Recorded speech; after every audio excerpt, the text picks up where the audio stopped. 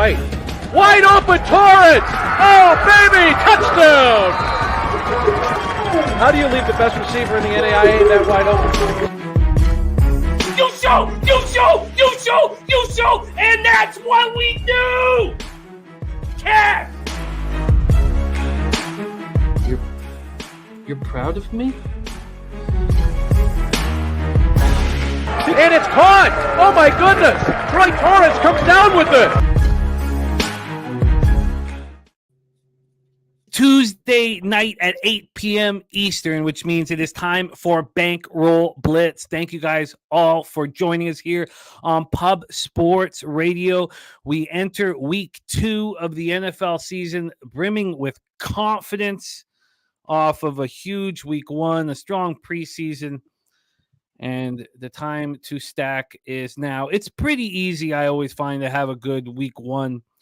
You know, you're staring at these games for 4 months. It's having week after week after week of success that is difficult, and it's time to get to work. Troy, how you feeling, my man? Doing great, man. It was a crazy week 1 in the NFL. We were able to make money out of it, though. I think we had a pretty good grip on all the games. I really feel that way. I think it's incredible what some of these cappers are able to do in the turnaround time between Sunday and Tuesday. I mean, it's just a lot to do between adjusting power rankings, looking at line movements, and doing in-depth analysis at each positional group. I mean, it's just a lot, right? So there's only so much we could do in 24 hours, but I think I'm coming chock full of information. Well, I'm excited. I'm excited for this opportunity. I'm excited of how we have started out. It is great to see all these great cappers in the chat. Smoke and Mirrors, Nuke Worker, Tongue Tied, Brad Oliver, Paco Healy, Von Polo, Gerald Jones, Fat Cat Ninja, Terry Walker, RVD 420, Wine Time Sports, Danny Lopez. Let's quickly go over the week that was for each of us. Troy, you had a monster week 1, 19 official bets put out there, pregame action. We also did very well on our live action. I went 3-0 on our live streams on Sunday and Monday, and you had some excellent looks live. But the only thing we track here is the bets that we put out pregame. And let's talk about what you did first off. Your 2 money line scores on the Lions at plus 184 and the Buccaneers at plus 184 were real special. It's one thing to have a side plus 6. It's another to trust it enough to get to the money line, and that's what you did, and you deserve all the cash that comes along with that. Lions plus 184 was a casher. Lions plus 6.5 a casher. Lions plus 6 you cashed. Detroit, Kansas City under 54.5 you cashed. That was Thursday night. You started 4-0 plus 4.84 units. You lost on the Bears minus 2.5. And you lost on the Bears money line, in addition that you dropped just before the money line, just before the game popped off. Browns plus 2 and Browns plus 104 cash. Your Cleveland-Pittsburgh teaser lost because Pittsburgh was awful. The Steelers plus 3 was a loser. Chargers minus 2.5 was a loser. But Buccaneers money line plus 184. Buccaneers plus 6 was cash. Texans plus 10 was a loss that I also took. And then your round robin, Steelers-Bucks lost. Steelers-Browns lost. But Tampa Bay Browns paid 4.5 to 1. Then you cashed on both unders on the Sunday night and Monday night primetime games, which were easy cashers for you. 11-8, 57.9% plus 7.22 units, an ROI of 38%, and an average line of plus 150 for Troy Torrence in week 1 of the NFL season.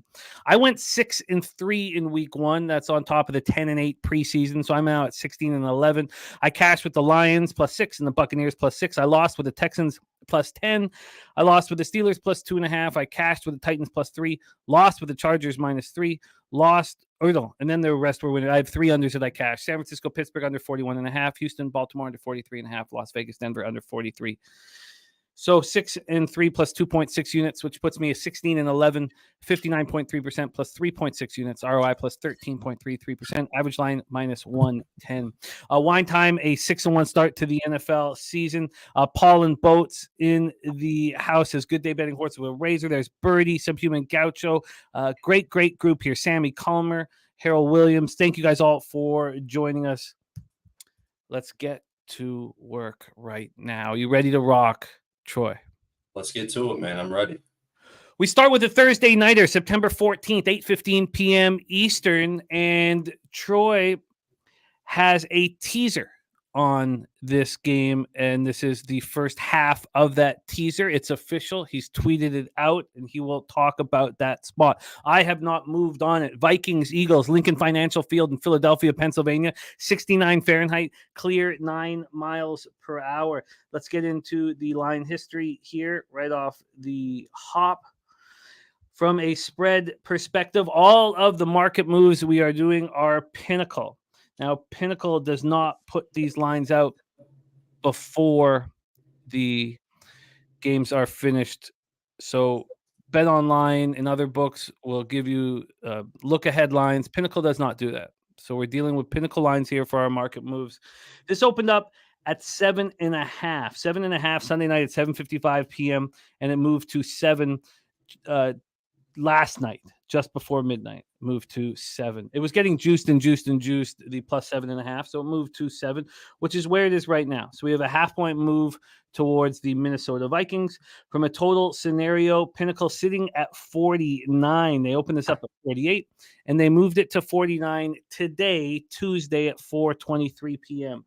When we get to the cash flow for our first game on the board, the Thursday nighter, we already have 45,805 tickets in. 40% of the tickets and 73% of the cash is on the Minnesota Vikings plus 7. That's why we've seen that half-point move towards them. Then you have 60% of the tickets and 52% of cash on the over. And we've seen a move from 48 to 49. Vikings come in off an ugly 2017 home loss to the Buccaneers. We were all over the Buccaneers in that spot. They closed as 4-point favorites. Kirk Cousins looked good at times through the air, but same old issues with him. He lost 2 fumbles. He threw an interception.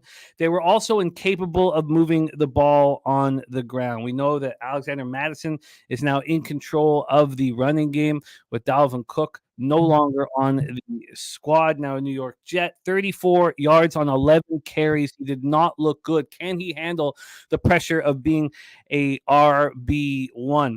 Cousins, though, finished 33 of 44 for 344 yards, 2 touchdowns and a pick. Justin Jefferson started where he finished off last season. He caught 9 passes for 150 yards. 23rd overall pick out of USC. Jordan Addison looked great. Caught 4 passes for 61 yards, a TD in his first career game. Now, problems. They lost starting center Garrett Bradbury to a back injury during the second drive of the game, and he didn't return. He only played 7 of 64 snaps, and it hurt them. It hurt them when he missed 5 games last year with the exact same injury. Defensively, they were unable to put enough pressure on Baker Mayfield. Danielle Hunter had the lone sack. The Vikings, as a team, only had 2 quarterback hits on Baker Mayfield. Marcus Davenport was inactive after getting hurt in practice during the week. He signed that 1-year, $13 million contract in the offseason, and he was sorely missed on the pass rush. We do not know if he will be available at this point for Thursday night. Eagles coming off a hard-fought 25-20 victory at New England. They closed to 3.5-point favorites in the victory. There's still a lot of work to do. Clearly, new offensive coordinator Brian Johnson, new defensive coordinator Sean Desai, but a winning start for the Eagles. The Patriots did outgain them badly, 382 to 251. Jalen Hurts 22 of 33 for 170 yards, 1 touchdown, no picks. He also ran 9 times for 37 yards and lost a fumble. Belichick had months to prepare for the Eagles, and he's a spectacular defensive mind. So there are some reasons for the lack of total yards that were created by the squad. A.J. Brown had 7 catches for 79 yards. Devonta Smith, 7 for 47. Kenneth Gainwell, 14 carries for 54 yards and caught 4 passes for 20 yards. The defense was strong as expected. Darius Slay returned that pick, 70 yards for a TD. He's a monster. Reed Blankenship, 12 tackles. They got 2 sacks, 7 quarterback hits, but they lose Nakobe Dean, linebacker, left in the second half with a foot injury, and he won't be playing. He was wearing a boot after the game. Fletcher Cox left following a fourth quarter injury. And Jack Elliott, 4 for 4 on field goals, but missed an extra point. Hit from 56 and 51. Now has 21 kicks of 50 yards or more. He's a monster. That was what we saw on Sunday. The Vikings have a real problem moving the ball on the ground, and that could hurt them badly here. Take it away, talk about your teaser, and let's discuss if we want side or total and move on the Thursday nighter. Take it away, Troy. So totals is something I haven't really gotten to yet. So there's still a lot of work to be done. And if you don't, you should follow me on Twitter because I come out with a lot of the market trends and the specifically as it relates to totals later in the week. But yeah, this Vikings team, to me, they are who we thought they were. They were due for regression. All those one-score games and lucky, bounces their way last year didn't seem to happen in the Bucs game. Like I actually thought it was going to at one point. They were average to a little bit slightly above average on offense with a pretty badly rated defense. And they let the Bucs dictate the pace of the game. They basically handed that over to Baker Mayfield. The offensive line actually looked decent. Pass blocking, they were ranked 10th in week 1, run block 17th, but they weren't able to generate any yards on the ground. I mean, what was it? Less than 2 yards per carry, 2.5 yards per carry. And on the defensive side, I mean, they were the 3rd worst team in pass rush per PFF in week 1. And you got to give credit to the Bucs, who I think was really criminally underrated in week 1. Specifically in that game, but probably in the entire market in general. And then looking at the Eagles, I mean, Jimmy touched on a couple good points. I mean, I was kind of expecting a slow start. I didn't move on the Patriots, but I was pretty damn close. They looked lackluster in week 1, especially offensively. The starters didn't play in the preseason. They got new coordinators. They jumped out to a 16-point lead to an interception and a fumble. And let me tell you something. When you get out to a lead like that, you kind of lose your sense of urgency. And that's what makes live betting so powerful too, is that like when a team jumps out to an early lead, you usually see a resurgence of the team that's down 16 or 2 scores or whatever it is at that point.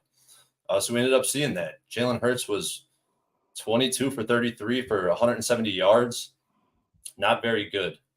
Eagles O-line pass blocking grade was 23rd after week 1. And I think that kind of reflects Belichick more than the offensive line.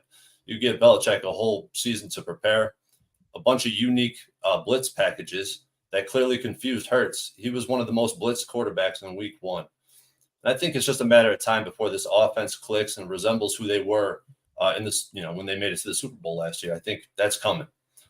On the defensive side, they look solid. I mean, they graded out pretty damn good. The most QB hurries by far at 21. So as many times as they were blitzed, they hurried Mac Jones, who actually looked a lot better this week, and we'll get to them later. But, I think Belichick had the Pats ready in week 1, and I think it's going to be a walloping this weekend. The Eagles at home were 8-3 ATS as a home favorite last year, and the Vikings were 1-3 as an away dog. But the database on 7-point home teams says take the 7-point. I mean, it's just crazy to me when you start looking and delineating between the lines that are set. 7 points is not the same as 6.5 or 6. The 7 is a lot stronger, showing a lot more strength. So if this number starts dipping down below 7, I'm going to start backing off the Eagles a little bit. But as for now, sitting at 7, I really like this number, especially in a teaser. And they are your first half of your teaser. You have them here -1. We'll talk about the addition to that teaser. I'm hesitant about moving on a 7-point favorite, but that's the only way I'm looking at this point. I'm only looking Eagles. I do not want the Vikings. It's too bad the two teams that, sort of underwhelmed in the public's eyes are playing against each other. It's too bad. I can't really take advantage of that. The only thing I want is the Eagles, and I don't want them -7 at this point. Birdie liking the Eagles first quarter here. I think Jimmy, that's a nice what do you think about the market with about 50% of the bets on both the money line and the spread on the Vikings? Obviously, the sharp money's on the Vikings, but what's your thought on the market? I mean, is that telling you anything? Well, yes, and so we've seen it move from 7.5 to 7. So clearly the market sees sharp money on the Eagles at 7.5, and that will in turn make me not move on the Eagles right now. And if I wanted to move on the Eagles, I think that I would need to look at a team total or a first half team total. I think that would be a more appealing spot for me. But I imagine if they cash their first half team total, then they'll cash the first half as well. I imagine those, will be intertwined. So I guess when we leave this game right now, is you have it as part of the first half of your teaser. I do think that the Eagles' first half team total over is the most appealing thing that I can see right now. Expecting them to come out much, much stronger than what they did against Belichick, who had so much time to prepare. Right now, that first half team total is sitting at 14.5 at plus 110. Of course, they're not going to give you the 14. So you think the Vikings are going to be live offensively to keep the score in range? From my X's and O's, I would say no. But I have to respect this market move from 7.5 to 7, and I need to sit with it longer and decide. The books are respecting it, so I must then as well. That's how I see it. Yeah. So there you go. Ryan Johnson says, I think the over is the play. Says, I think we'll see turnovers from the Vikings resulting in easy points. That's my guy right there, Ryan Johnson. Eagles. Ryan Johnson liking the over in that spot. So is Sammy Calmer liking the over. Harold Williams giving us a final score of 31-23. Johnny Gunn says he feels regression hangover from the Eagles' amazing season. The Vikings have the ability to make this a 3-point game. He leans towards the dog. You see, I think they got punched in the mouth a little bit by Belichick, and I think that kind of is going to wake up the beast, the sleeping giant, earlier than expected. I think they both got punched in the mouth. That's the problem. But the Vikings don't have the pieces to respond. I know. I agree. I agree. I agree. If this was simply X's and O's and we didn't touch the market, I would be very interested in the Eagles. And I still think that first half team total over is very appealing. JT liking the over in the Vikes Eagles. Saturated said Vikes about to be 0-2. That's good. I have their season win total under. All right. That is our first game here. Anything you want to add to the Eagles as the first half of your official teaser? I mean, there's kind of a lot I want to add, but we got to get moving on some of these games. Well, let's move on. But that Eagles first half team total over, even at plus 110 to get the plus money, I find it appealing. To get to 17 points is very doable here against this Vikings defense that got no pressure at all on Baker Mayfield. All right. Birdie agreeing with you, saying Belichick had 4 months to prepare. Bad spot for Eagles last week, and they still won. Christopher Tatum on the Eagles -6.5, -120. All right, let's move on. We move on to Sunday action. We start at 1 p.m. Eastern with the Green Bay Packers, who looked very, very good in week 1, at the Atlanta Falcons, who also came away with a victory and only allowed 10 points in that 24-10 win at home. We'll discuss all of that here in a second, but let's start with the line history here for our second game on the card. We're sitting here with Atlanta at +1. That's where they opened. It's probably better to then look at the money line instead of the spread for this one, for the market moves on the money line. So let's just do that. This is sitting here with the Falcons at +109, and they opened up +101. So Green Bay has taken 10 cents on the money line from -113 to -123. Let's get over to the total then for this spot here. We are sitting at a 41 at Pinnacle. This opened 41.5, Sunday evening at the books. That didn't give you look aheads. It opened at 41 or 41.5, excuse me. And we've moved to 41 here at Pinnacle, but that's juiced to -118 to the under, and other books have moved it to 40.5. Let's take a look at where the cash lies then for this spot here. Take me a second to grab it. We have on the money line, 53% of the tickets and 61% of the cash is on the Falcons. That's a bit of a surprise as we've seen the 10-cent move to the Packers. From a total side of things, you have 59% of the tickets and 98% of the cash on the over, and it's dropped a point. Al Cervic says Pats all day, baby. Joe says the Dirty Birds here. Harold Williams says Falcons money line, and Sammy Calmer says Falcons money line. Johnny Gunn says got to fade the Packers here. Falcons will get pressure on Love and will cause some frustration. Let's talk about those Packers. New quarterback, same story. Packers won for the 13th time in 14 games at Soldier Field. Very impressive 38-20 victory. They closed as 1.5-point dogs in the victory. The Jordan Love era began with a dominant performance on the road at Soldier Field, 15-27 for 245 yards and 3 touchdowns. There was this enormous amount of relief with Jordan Love and with the Packers, and that's not a good thing. Personally, I don't want to back a team that is so relieved that they looked so good and the pressure's off them. I want a team that's just being punched in the mouth, like we talked about with the Eagles and the Vikings, even though the Eagles got punched in the mouth and still won 25-20. Aaron Jones was all over the field, running 9 times for 41 yards and a touchdown, catching 2 passes for 86 yards and a touchdown. And we all saw him in that last touchdown grab his hamstring. He said that he could have come back if the Packers needed him. I don't believe that. Romeo Doubs caught 2 passes, TD passes as well. He has a hamstring issue that he's dealing with as well.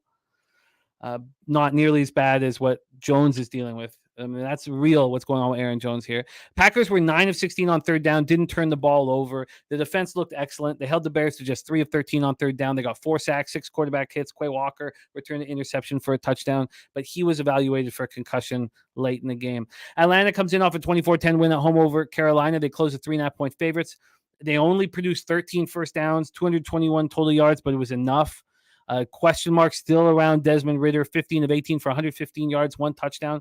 The offensive line did not do enough to protect him. He was sacked 4 times. And the big story, Drake London, 0 catches, targeted once.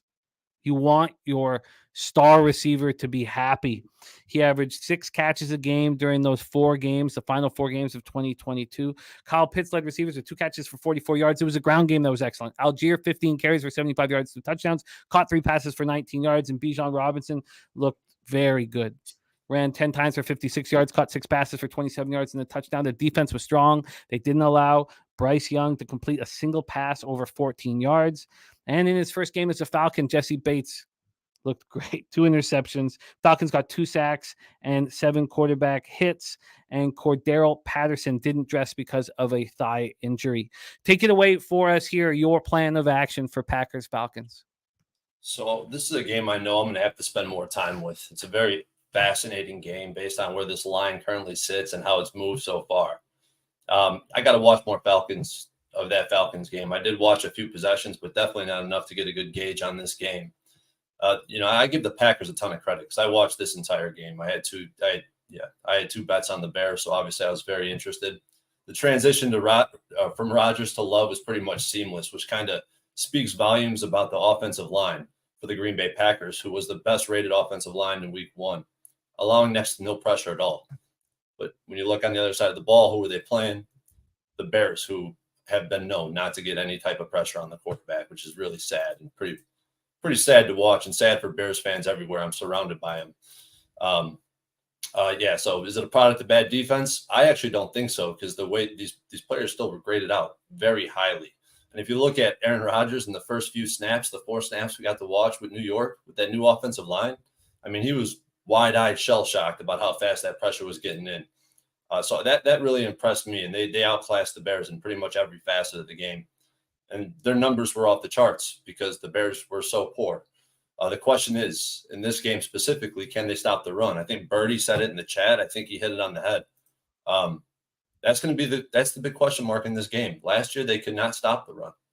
They shut the Bears down, but that's one thing. If you take the quarterback rushing game out of it, they shut the Bears down pretty much.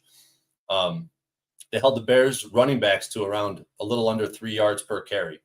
I don't want to jump to conclusions, but I think the Packers are certainly positioned to take another step forward in my power rankings. I already adjusted Love up a few rankings than I had him previously, and I boosted their offensive line again. So, I think the Packers are positioned to kind of to move up in the rankings. The Falcons, on the other hand, I'm not high on the Falcons. I'll tell you that right now. Their pass blocking was god-awful, and they're lucky that Bryce Young, a rookie quarterback, was on the other side. And by the way, no rookie quarterback won or covered in week 1, of course. And as expected, the rushing attack with Bijan and Algier was impressive, and we kind of knew that was going to be the case. But was Desmond Ridder even challenged in this game at all?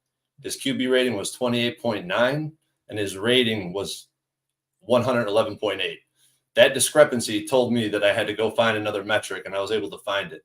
The average target depth for Desmond Ridder was the second lowest in the NFL, behind the Chicago Bears, by the way. We'll get to that later. Average target depth was 3.5 yards, second lowest in the NFL, and it was like 9 yards short on average from the down and distance from the marker. I mean, that just kind of blew my mind. It kind of spoke volumes to how much they trust Ridder. So you put him in a tough spot where he has to win a game. He has to drive the field and make some plays.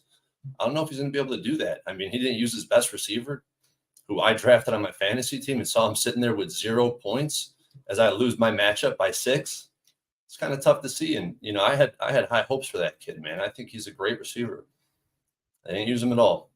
If I had to take a side, I mean, I think I'd be on the other side than a lot of the chat. A lot of love for this Falcons team, and actually the database would support that the home team is the right side in this game. And one thing I wanted to mention in the Eagles game, I should mention it because it matters in this spot too, is like, you know, the way the line moves is the functionality and line movement is different in different pricing pockets. Like the move from 7.5 to 7 really has no correlation with the final results. Whereas if you look at the 7 to 6.5, 7 or, you know, 6 below 6, there's a huge difference in how it correlates with the final result of the game and who covers. But yeah, I mean, the database says it's a Falcons spot. I think it's a Packer spot. I'm not ready to move on it. I'm interested in the under. I agree with this market move. I don't know what to do exactly with the information that we're getting from the marketplace. 59% of the tickets, 98% cash on the over. You know, I know we have to take these numbers with a grain of salt, and the under seems to make sense here. See, this is a perfect spot that I'm going to pop it in here right now. When we got 98% of the money on the over, let's go greater than 80% on the over, and the total moves towards the under, right? You got a 2-point move or a 1.5 to the under? Mm-hmm. A point at least.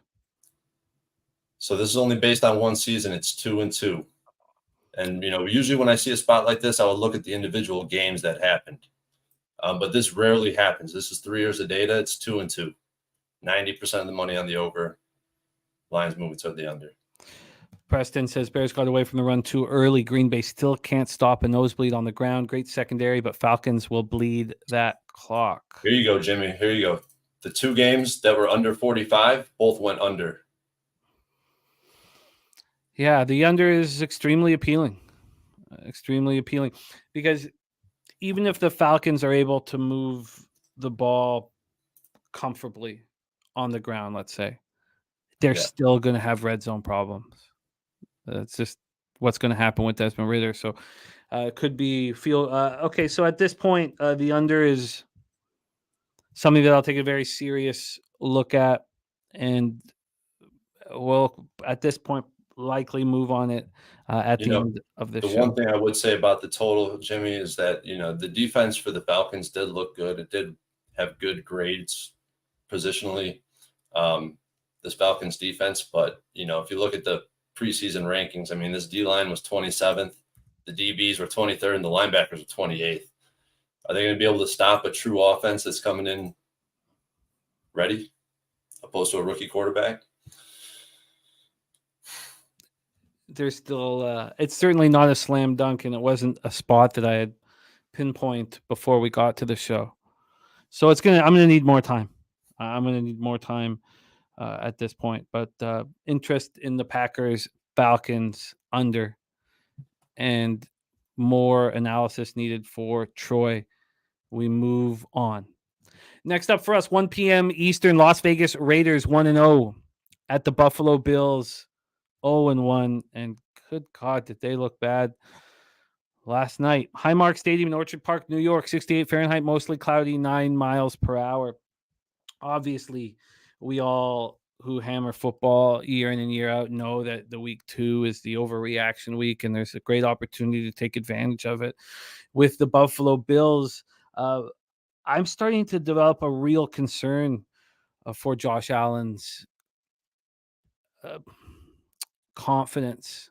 And you could say, well, he looks so confident because he's taking these risks, but it feels like, you know, are we getting into the point now? He had 29 interceptions over his last 2 seasons. He starts off with 3. Are we getting to the point where, you know, he's seeing ghosts? That is the question that, because part of me was like, oh God, I want to be on the Bills.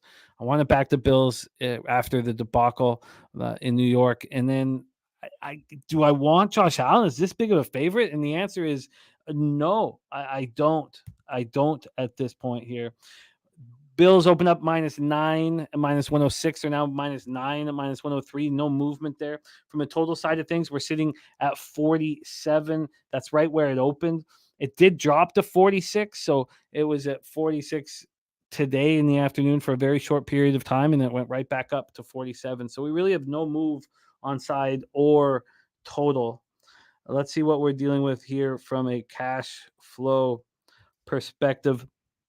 45% of the tickets and 95% of the cash are on the Bills. Line's not moving off of the 9. From a total side of things, 81% of the tickets and 96% of cash is on the under. Birdie says he bet the Raiders 9.5. Says doesn't love it, but that line is too high. It's too high. I agree, but the Bills need to have a big performance under Ken Dorsey. I think this offense needs confidence so badly. Let's talk about the Raiders first, though. Coming off a tough 17-16 victory at Denver, they closed as 3-point dogs in the win. They've now beaten the Broncos 7 straight times. First game in a Raider uniform for Garoppolo, 20 of 26, 200 yards, 2 touchdowns, 1 interception. Jacoby Myers caught 9 passes for 81 yards and 2 touchdowns. And then he took that hard hit from Kareem Jackson. So he's in concussion protocol, and I don't expect him to play this Sunday, but he still could. Devontae Adams caught 6 passes for 66 yards. Josh Jacobs ran 19 times for 48 yards. He did not get the extension that he wanted in the offseason. I don't expect he's going to have. Well, I shouldn't. I just think that there's some really important players in the NFL that are unhappy with their contract. And here's one right here.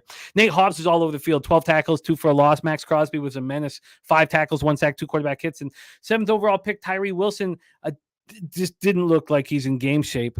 I don't think we should put too much into it right now. I imagine he's going to get stronger as the season goes on. And then we still have the Chandler Jones fiasco. He's not allowed in the facility. McDaniel's refusing to make a public anything at this point. But here's a guy who has 112 sacks, second most sacks since 2012. And then Tavon Morig left with a thumb injury, their safety. Bills are on a short week after losing 22-16 at the Jets on Monday night. It was an ugly loss. Jets won despite losing Aaron Rodgers, to the Achilles on the opening drive. Bills closed as 2.5-point favorites. Ken Dorsey has come in, but same old mistakes from Josh Allen, 29 of 41, 236 yards, 1 touchdown, 3 costly interceptions.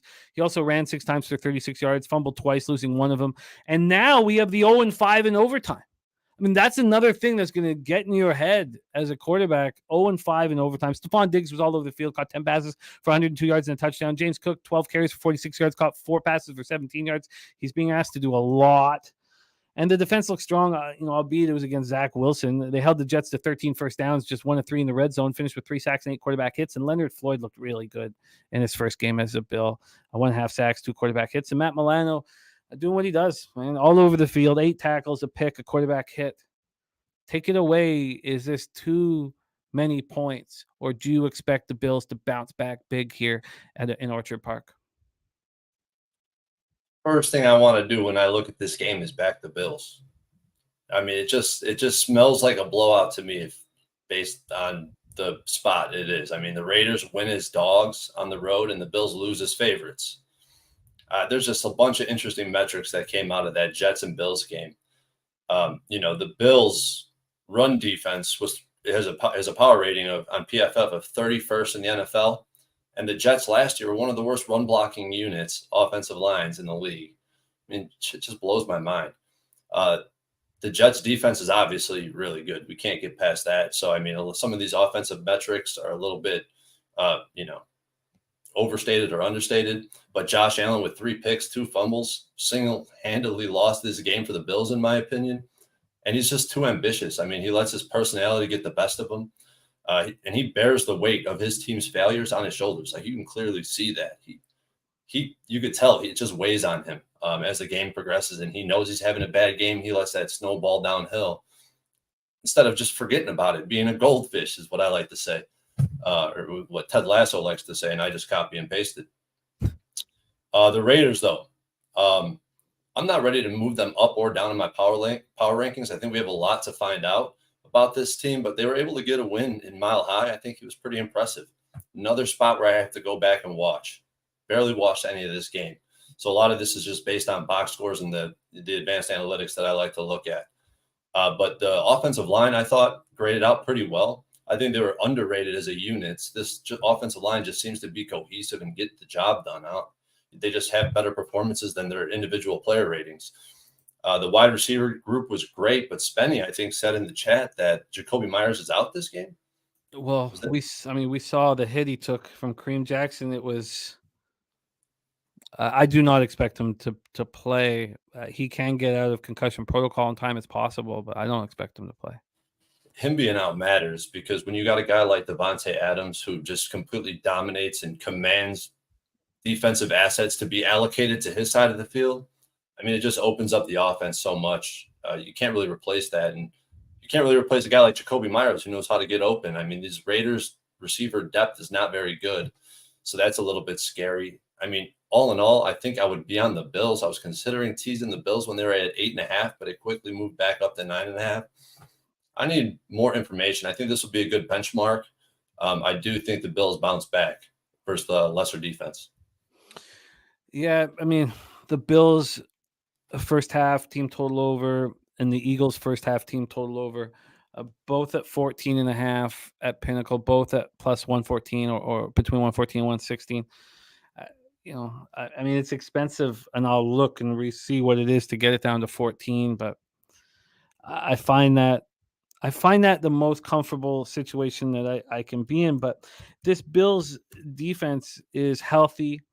You're going to have DeMar Hamlin playing at home here. I don't know how many snaps he's going to get, but and I wish I could back. I wish they were playing a better football team, so that we weren't dealing with a number that was this high.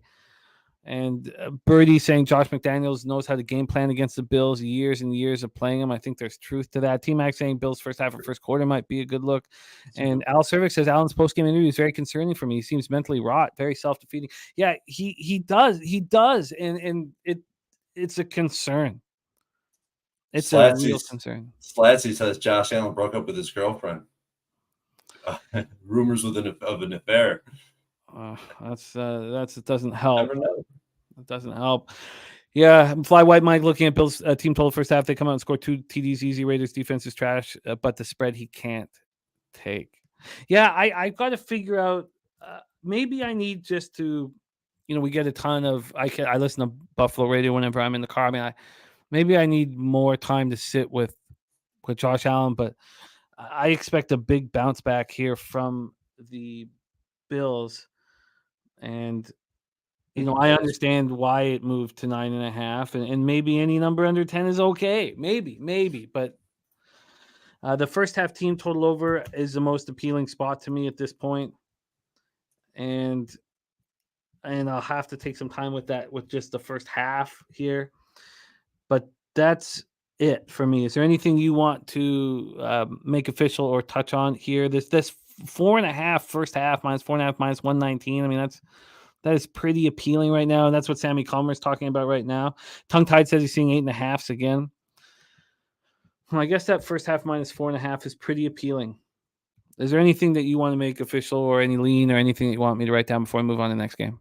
You don't have to write anything down. I was thinking about a teaser. I'm not ready to move on that. The last thing I do want to say is if you see this line not get up to 10 and 90% plus of the money still on the Bills, don't take the Bills.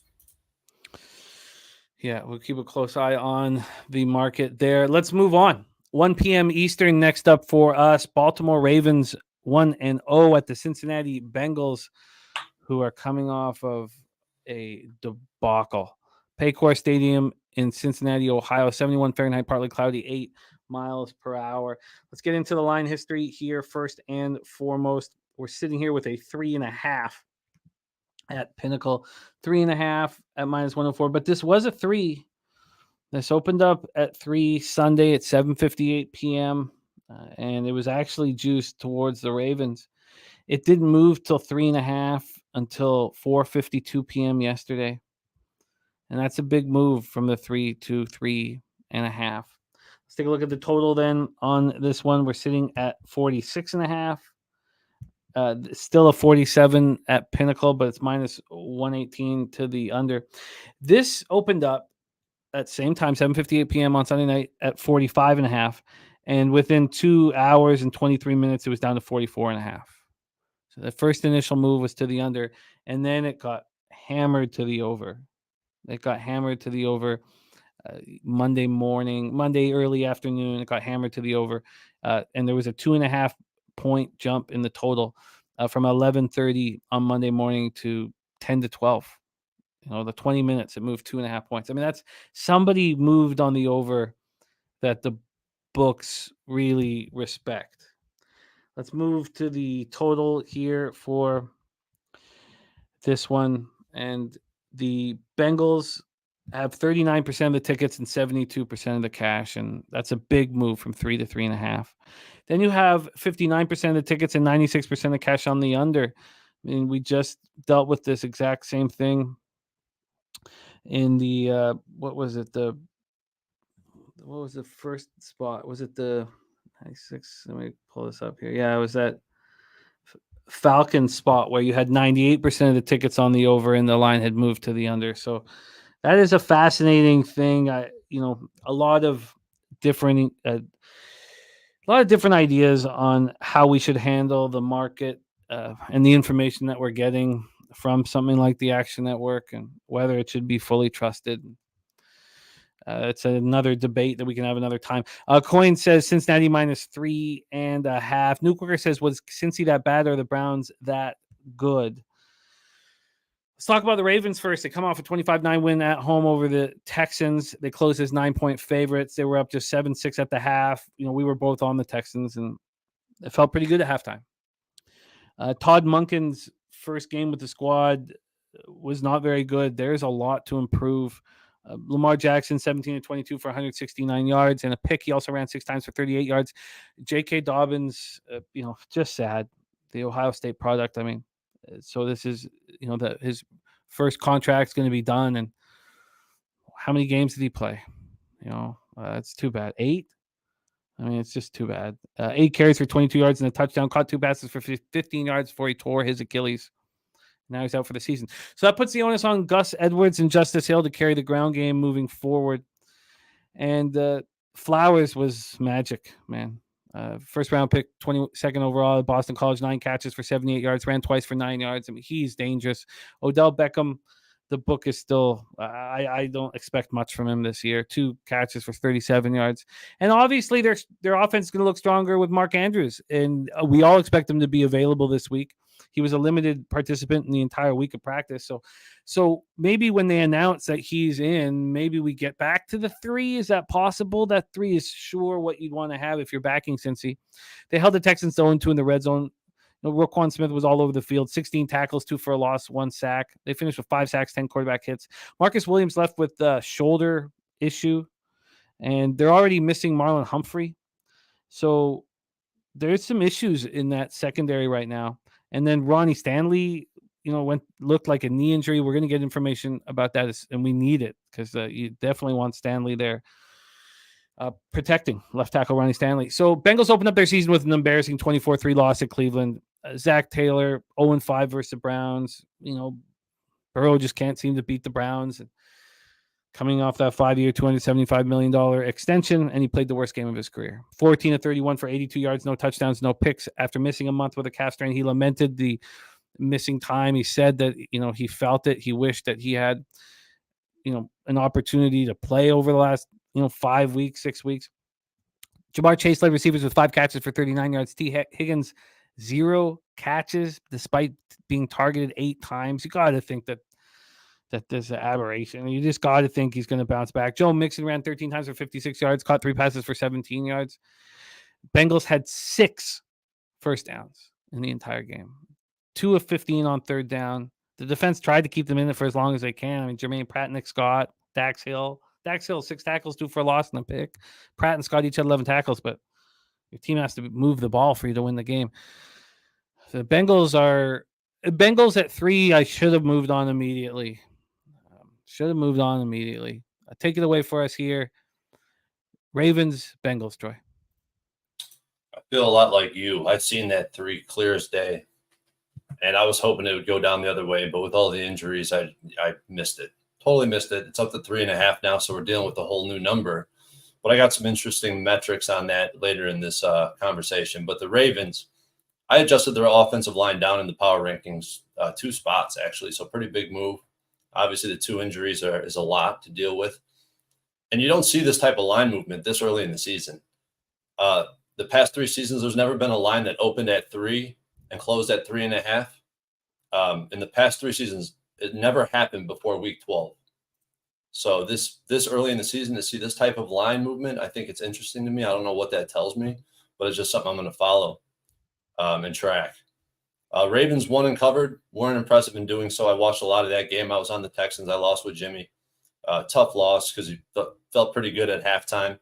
Lamar Jackson, this is my note on Lamar Jackson, not to be trusted. I feel like I said in week 1, I kind of was talking about it till I was blue in the face. This guy's not a leader. He's not a guy I want to put my money on in the long run.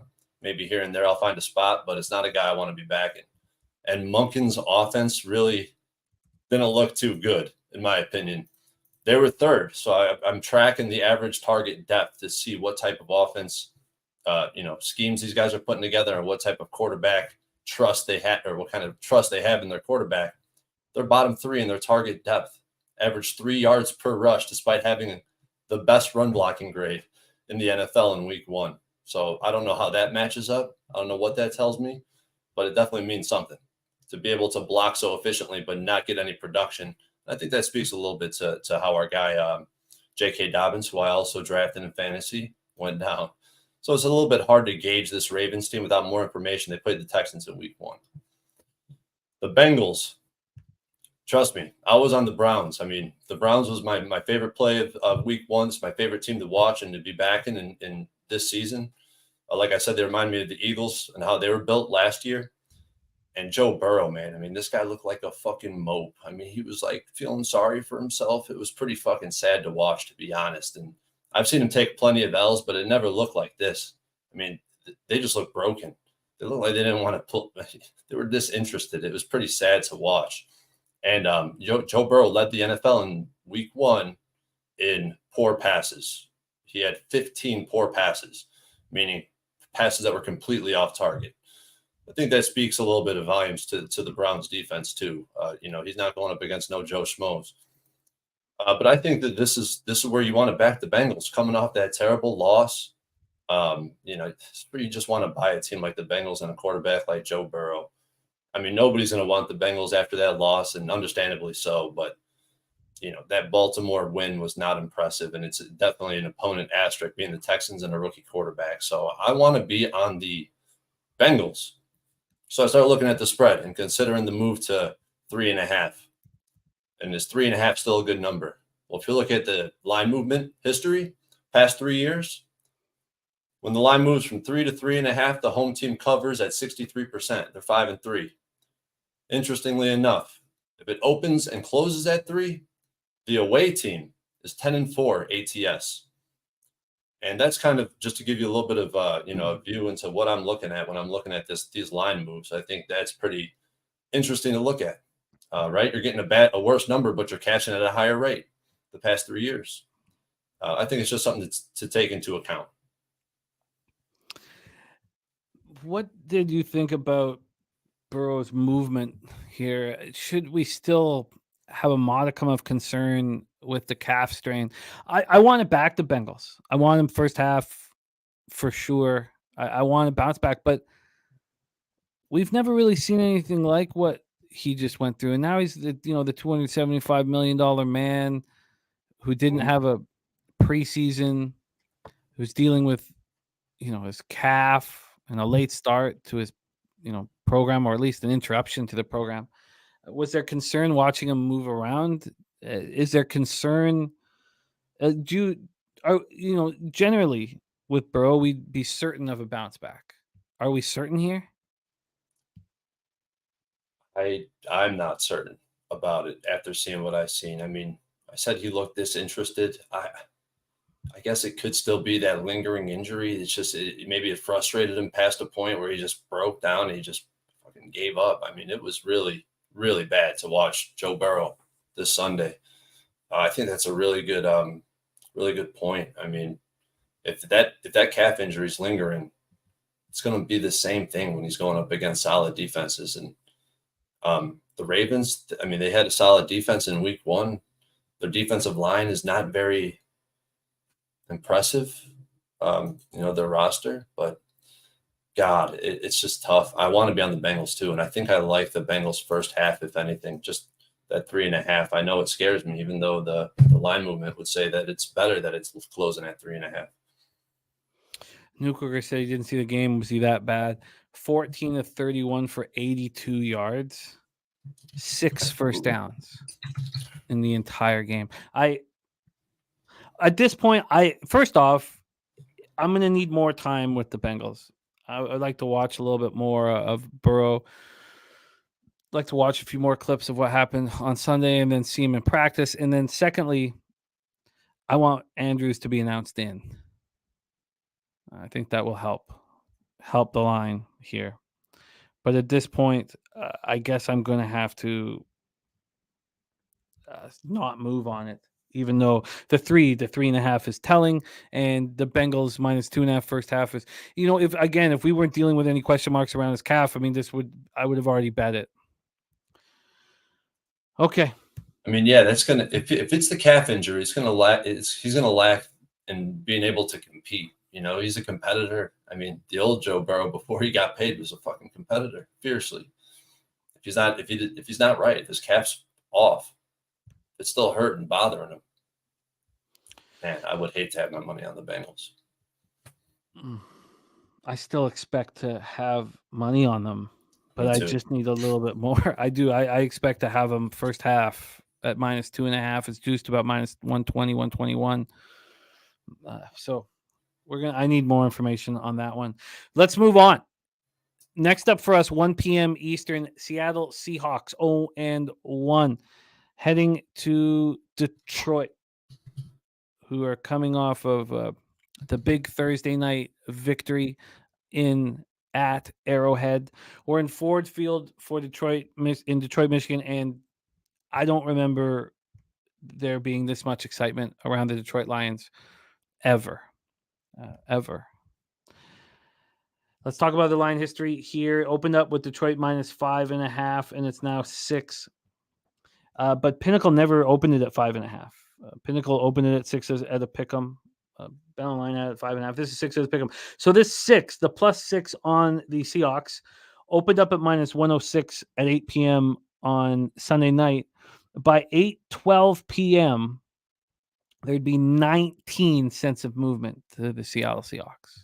That's telling. That's telling that there's an expectation of a bounce back. Then there was a little bit of buyback, and then it moved again towards the Seahawks where they got up to -126. That was yesterday at 11:40 a.m. But it's come back down.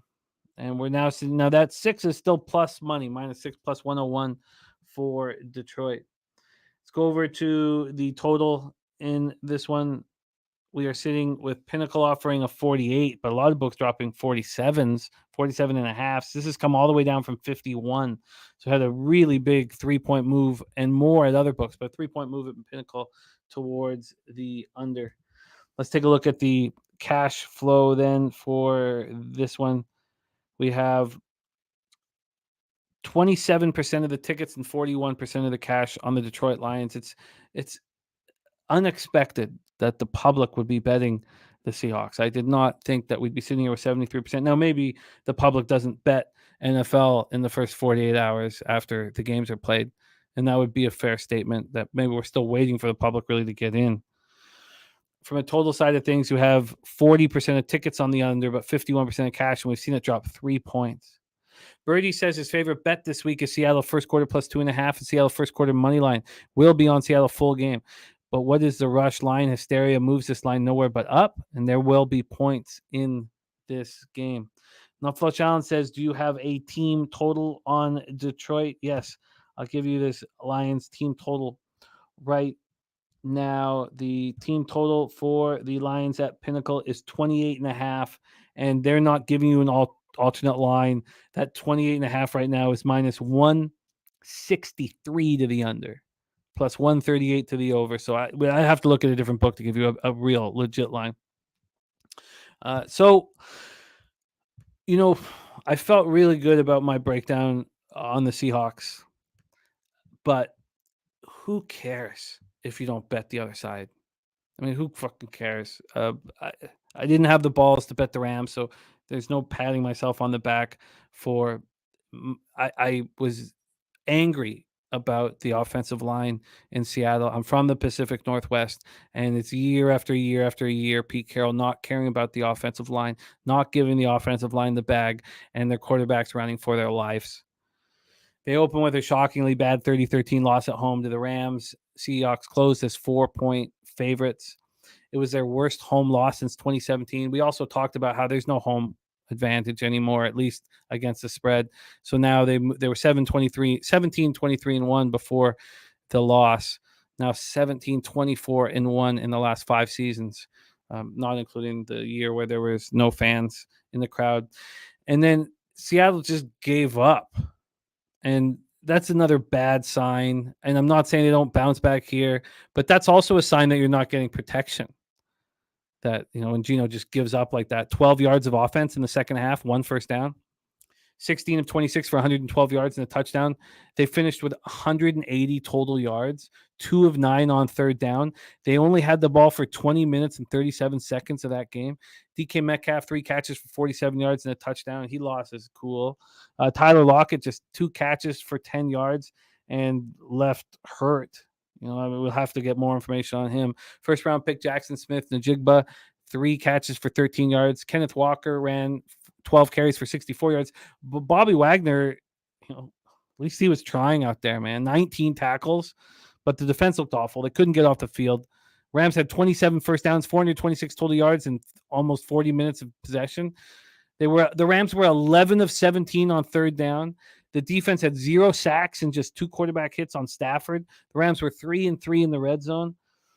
And, Seattle lost both its starting offensive tackles to injuries in the third quarter. And that's a big thing. So Abraham Lucas and Charles Cross, we need to know what the hell's going on with them, because that offensive line was not good to begin with. And now you have 2 hurt.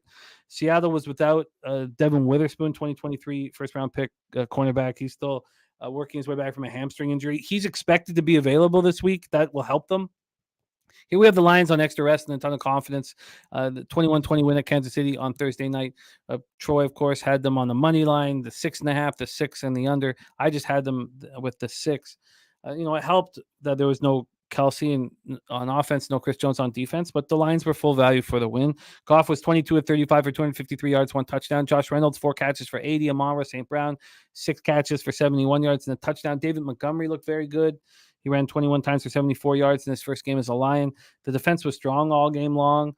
Now, obviously, Kadarius Toney was atrocious and making mistakes and not catching balls that he should have caught, but they still held the Chiefs to 5 of 14 on third down. They didn't sack Mahomes, but we know how crafty he is. They did hit him 7 times, held him to just 226 yards passing, and Branch returned an interception 50 yards for a touchdown. I don't want to fade teams that looked horrible in week 1, and I'm not going to. I have to. It has to be a buy low, sell high situation in football. It has to be. It has to be, and that's the only way to succeed. So I don't want to fade any of these teams that looked atrocious in week 1, but I certainly don't want to back the Seattle Seahawks. Take it away, Troy. I found a few things in this game extremely interesting. First of all, Seattle, like you said, Jim, public road dog, getting 80% of the spread bets, or at least it was 80% when I made this note. I mean, I came in here week 1 talking about one thing with the Seahawks team, and that's regression. When you have the 30th ranked O-line and D-line, they were PFF, they were ranked 30th in their offensive line, 30th on their defensive line. When you have that combination, you cannot be successful in the NFL for long. I really think it's that easy. They just cannot be successful with that type of performance on the line of scrimmage. And they're going to have to sign guys off their streets to replace their injured offensive line at this point. All that hype with this team kind of dissipated pretty damn quick. But did it though? With all these bets coming in on the Seahawks, here's some interesting things that tell me that the Seahawks were not able to execute at all this week. First of all, they had no sacks on Matt Stafford. This O-line the Rams offensive line rated number 1 overall in pass blocking this week, whereas last year they were 28th overall. Rams got some of the lowest ratings defensively. Rams were ranked overall defensively in week 1, 29th overall, but they still held them to what? What was it, like 12 yards in the second half or something absolutely ridiculous? I mean, that's telling me that this team just cannot execute. And I have to imagine it has to do first with that offensive line. And their defensive line is not any better. Whereas as it goes for the Lions, I think that I only upgraded this team in the rankings. Their D-line and their secondary was impressive to me. Some of the play calling was a little bit sketchy on the defensive side, but sometimes, they're thinking on a much different level than I am, right? They spend their entire lives calling plays. So what do I know? But I think that's the defensive play calling was a little bit sketchy, but still pretty impressive output from this defense for the Lions. And how about that fake punt on their own 17-yard line, right? They fucking go down and score some points. Then when they're on their opponent's 40-yard line, they run a key screen for no gain, and then they punt on 4th and 1 from the 40. I mean, I didn't understand that at all. I was like perplexed. I was pissed because I had the money line. What was impressive about the Lions, though, on offense is that just how Goff looks so comfortable in the pocket.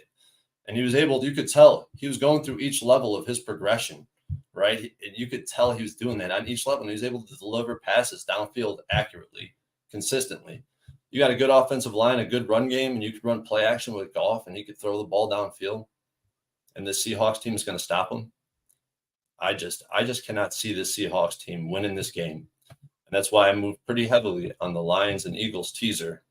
So I locked that in, but I'm really considering. I would rather take the Lions at -6 than -5.5. If you go and look at spreads that close at 5.5, interestingly enough, the away team is 7-3 ATS, which is pretty interesting to me. These 5.5 spreads, and this is all based on Pinnacle lines. So, but I see the Lions dominating all phases of the game. I could really see after watching week 1 with the Seahawks team, I could see the bottom falling out with this team pretty fucking quick. And, the lack of execution is just there. It's in the numbers. We witnessed it all. If you watched that game, you physically witnessed it yourself. So there's only one way here. It's Lions. There's no way I'm on the Seahawks. I know a lot of people. There's some professionals that really like the Seahawks this week. It ain't me. I don't see it. I'm kind of pounding my fist on the Seahawks team saying they fucking suck. There were professionals that really liked the Seahawks last week. Really respected top level cappers that were all over the Seahawks. So, but I only want to fade teams that overachieved in week 1. So there's no chance I'm going to fade a team that was awful. So there's no chance I fade the Seahawks and the Bengals so far of the teams that we've spoken about. But I don't want anything to do with the Seahawks. So it creates. I did do a little work on that. I'll post something officially, but I did not see. So like when I looked at a lot of teams when I was looking at the Raiders game, we're going to talk about where we already touched on it. I looked at some of the, I was trying to profile some of these spots where dogs won on the road or at home. If you were a dog and you won like the Lions did, like the Raiders did last week, how did they perform in week 2? The Giants were kind of making up the full list, but they did pretty damn well, ATS and on the money line as dogs again. But not a big sample, but pretty interesting to look at.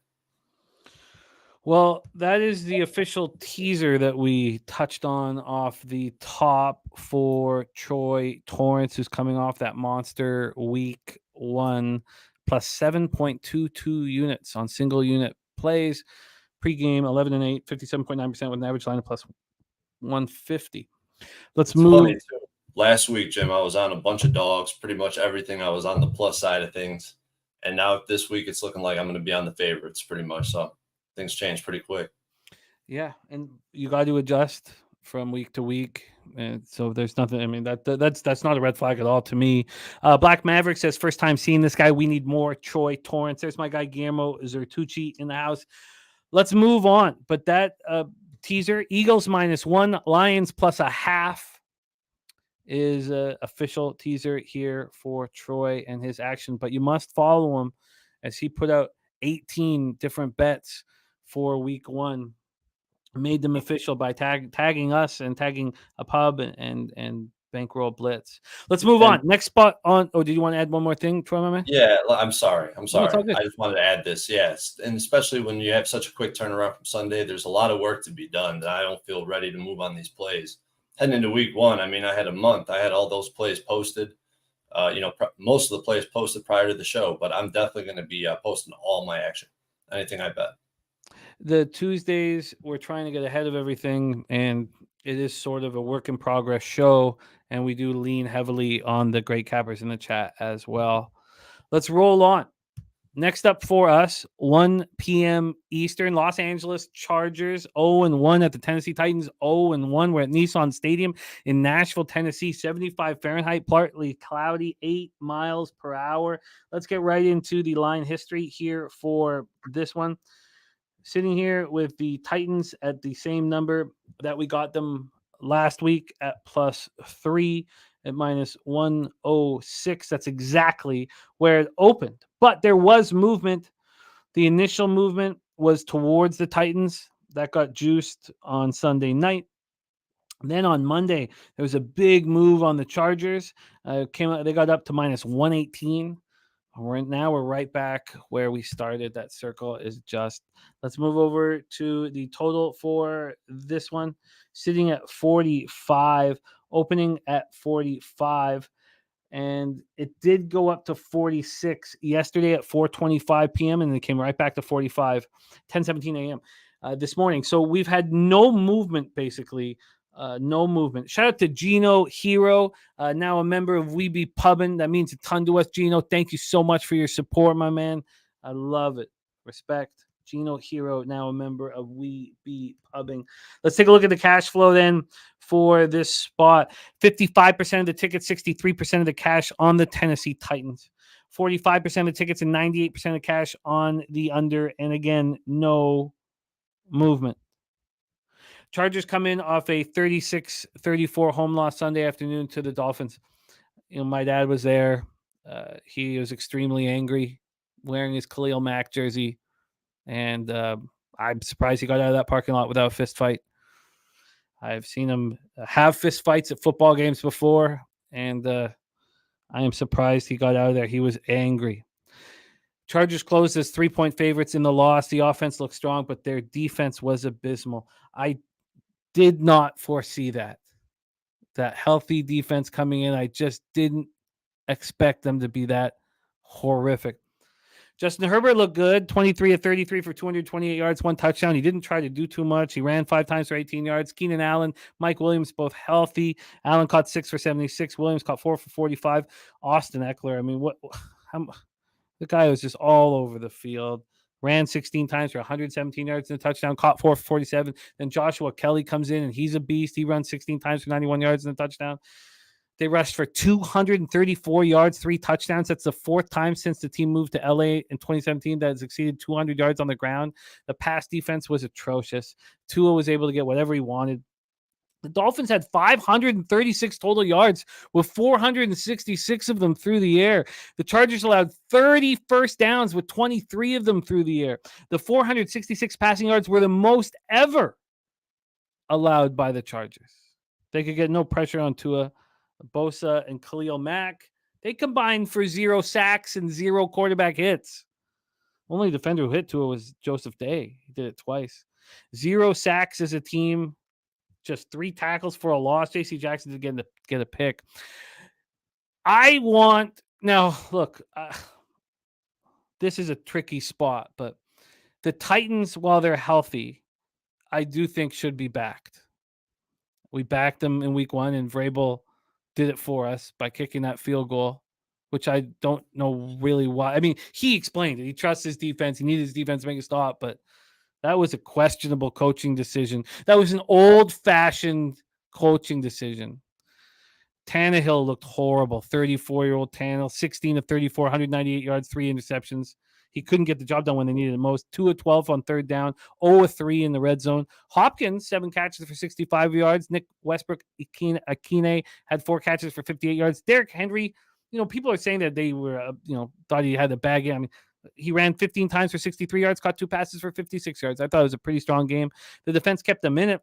Held the Saints to just 1 of 4 in the red zone. Arden Key looked great in his first game as a Titan. 4 tackles, 1.5 sacks, 2 quarterback hits. Danico Autry was a menace all over the field. 5 tackles, 1.5 sacks, 4 quarterback hits. Amani Hooker had an interception.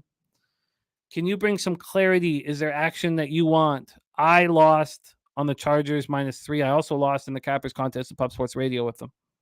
I did not foresee their defense being such trash. If you had told me they were going to put up 34 points, I would say, well, at least I cashed. Take it away, Troy. Floor is yours. There's a lot to touch on with this game, but yeah, you're right. I was on him too. Had him in the Cappers contest, had him -2.5 pregame, got it before it got to 3, felt good about it. Came down to the wire, but they didn't cover. So what good was that? And are the Titans just +3 every week? I mean, how often you look at this team and they're 3.5 to 2.5? I mean, it's pretty much every damn game. So this is right where they're comfortable too, right? I had to adjust the Chargers in my power rankings down, unfortunately. I know I got futures on them. I'm not giving up hope yet, but the way they're being coached defensively just makes no sense to me. I'm going to touch on that.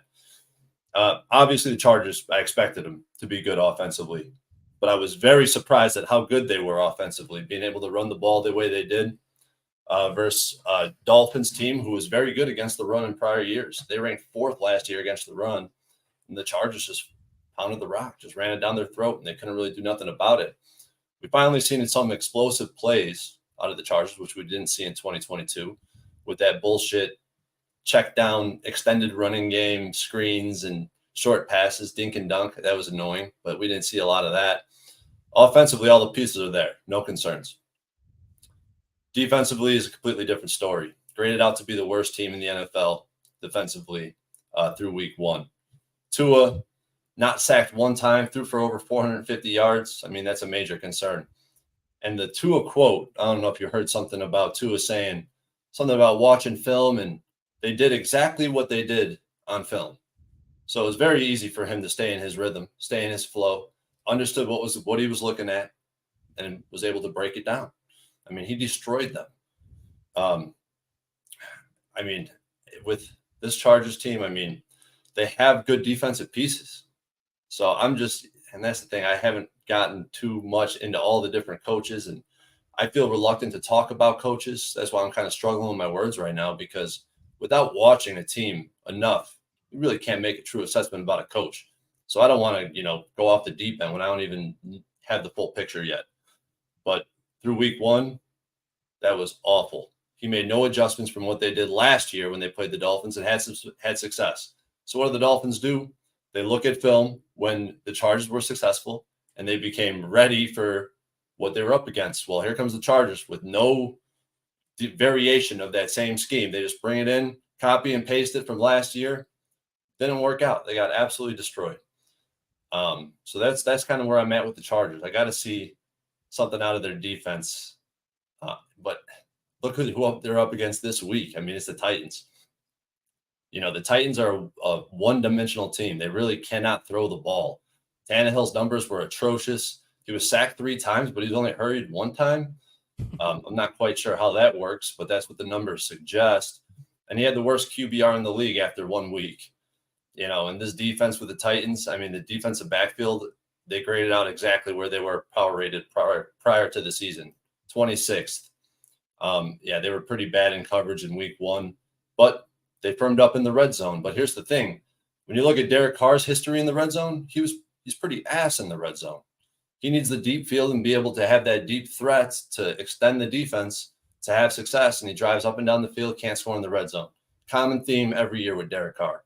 So although they were great in the red zone, I'm not that impressed with it. It's really hard to take the Chargers at 3. I mean, this is just another number where you look at the Chargers and how they perform in this range, and it's not fucking good. But it's the only way I can lean at this point. I think the Chargers are going to have the ability to score some touchdowns versus the Titans, who are going to score field goals. I do think this number ends up getting up to 3.5. But Well, that remains to be seen, and it's one of those weird spots again where I kind of want to see it to go to 3.5 because that suggests, if you look at market history, that's a good thing for away teams ATS. So yeah, I'm leaning towards the Chargers, but I can't get there yet.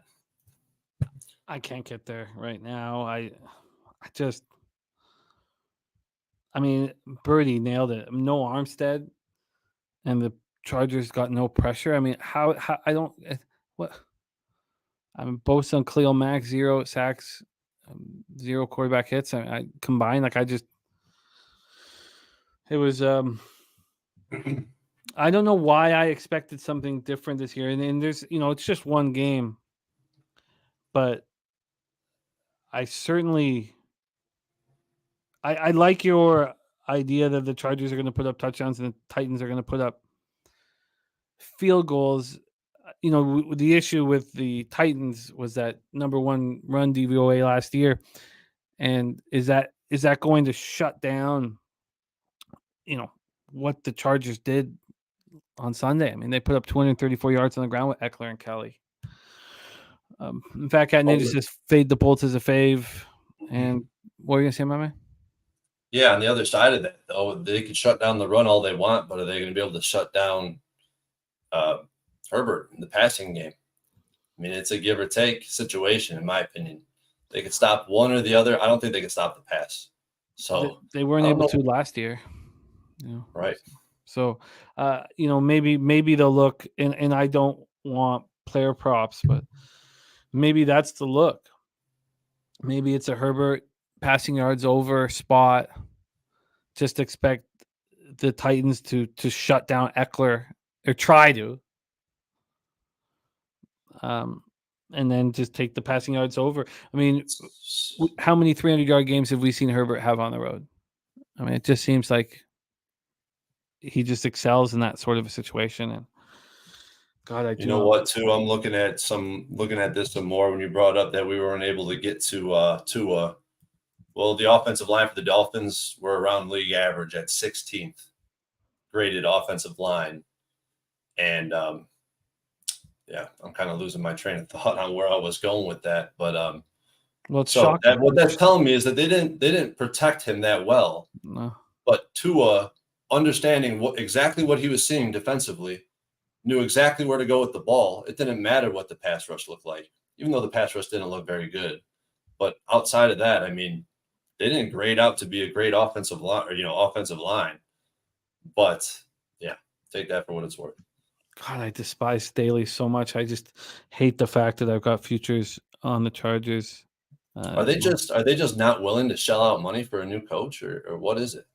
God, the guy just bothers me so much. I don't know. I mean, it's so crucial to have a coach that you can have faith putting your money on. All right. I'm going to need more time, unfortunately, on Chargers, Titans. Let's move on. Next up for us, 1 p.m. Eastern, we have the Chicago Bears 0-1 at the Buccaneers 1-0. Raymond James Stadium in Tampa, Florida, 85 Fahrenheit, partly cloudy, 5 miles per hour. We were all over the Buccaneers, and they did exactly what we wanted them to do. One of the things we talked about was we're going to bet the Buccaneers in week 1, and we may never back them again. And it's a spot here where we're going to go over the line history, but I imagine there's going to be a lot of bets on the Buccaneers after what they saw in Minnesota, and I do not trust this Buccaneers team. Does anybody want the Buccaneers as a favorite here? Because the line is moving briskly in their direction. This opened up at -2.5. Books that put out the line before Sunday had it, much less than that, -1 or -1.5. Some books had them at +1.5, and the Bears favored in the look ahead. So this is now -2.5 for the Bucks, and it's moved to -3. It moved to -3 yesterday at 4:50 p.m. And since then, the Bears have taken 11 cents worth of movement. And, that does make sense to me. Let's take a look at the total for this one. We're sitting at 41.5 at Pinnacle. It opened up at 43, and that was the drop from 43 to 41.5. It dropped yesterday morning at 10:26 a.m. Take a look at the cash flow for this spot here. We have 58% of the tickets and 86% of the cash on the Bears. Now it has moved a half point towards the Bucks. So that's a little confusing. Now 57 and 86 on the Bears. 54% of the tickets and 93% of cash on the under. And we see a market move to the under. Spenny Penny Bomb says Baker was feeling himself after the last game. Best time to fade that bum. Leonard Welch on Chicago +3. Anthony Velez says Bears and the over. But Saturate says Bucks are going to demolish the Bears O-line. Coin saying he saw Chicago -1.5 at open. That bet, I know that Bet Online did had them at -1.5 as well. Saturated says Vita Vea will eat Justin Fields alive. And Danny Lopez on the other side says favorite to pass. No way I want the Bears. So let's talk about the spot and what happened in week 1. The Bears came in off that ugly 38-20 loss at home to the Packers. They closed as 1-point favorites. Bears did not look good. 11 straight losses overall. 10 straight in a row against NFC North opponents, which we don't need to worry about here. Justin Fields, 24-37 for 216 yards, touchdown, interception. He ran 9 times for 59 yards. He lost a fumble.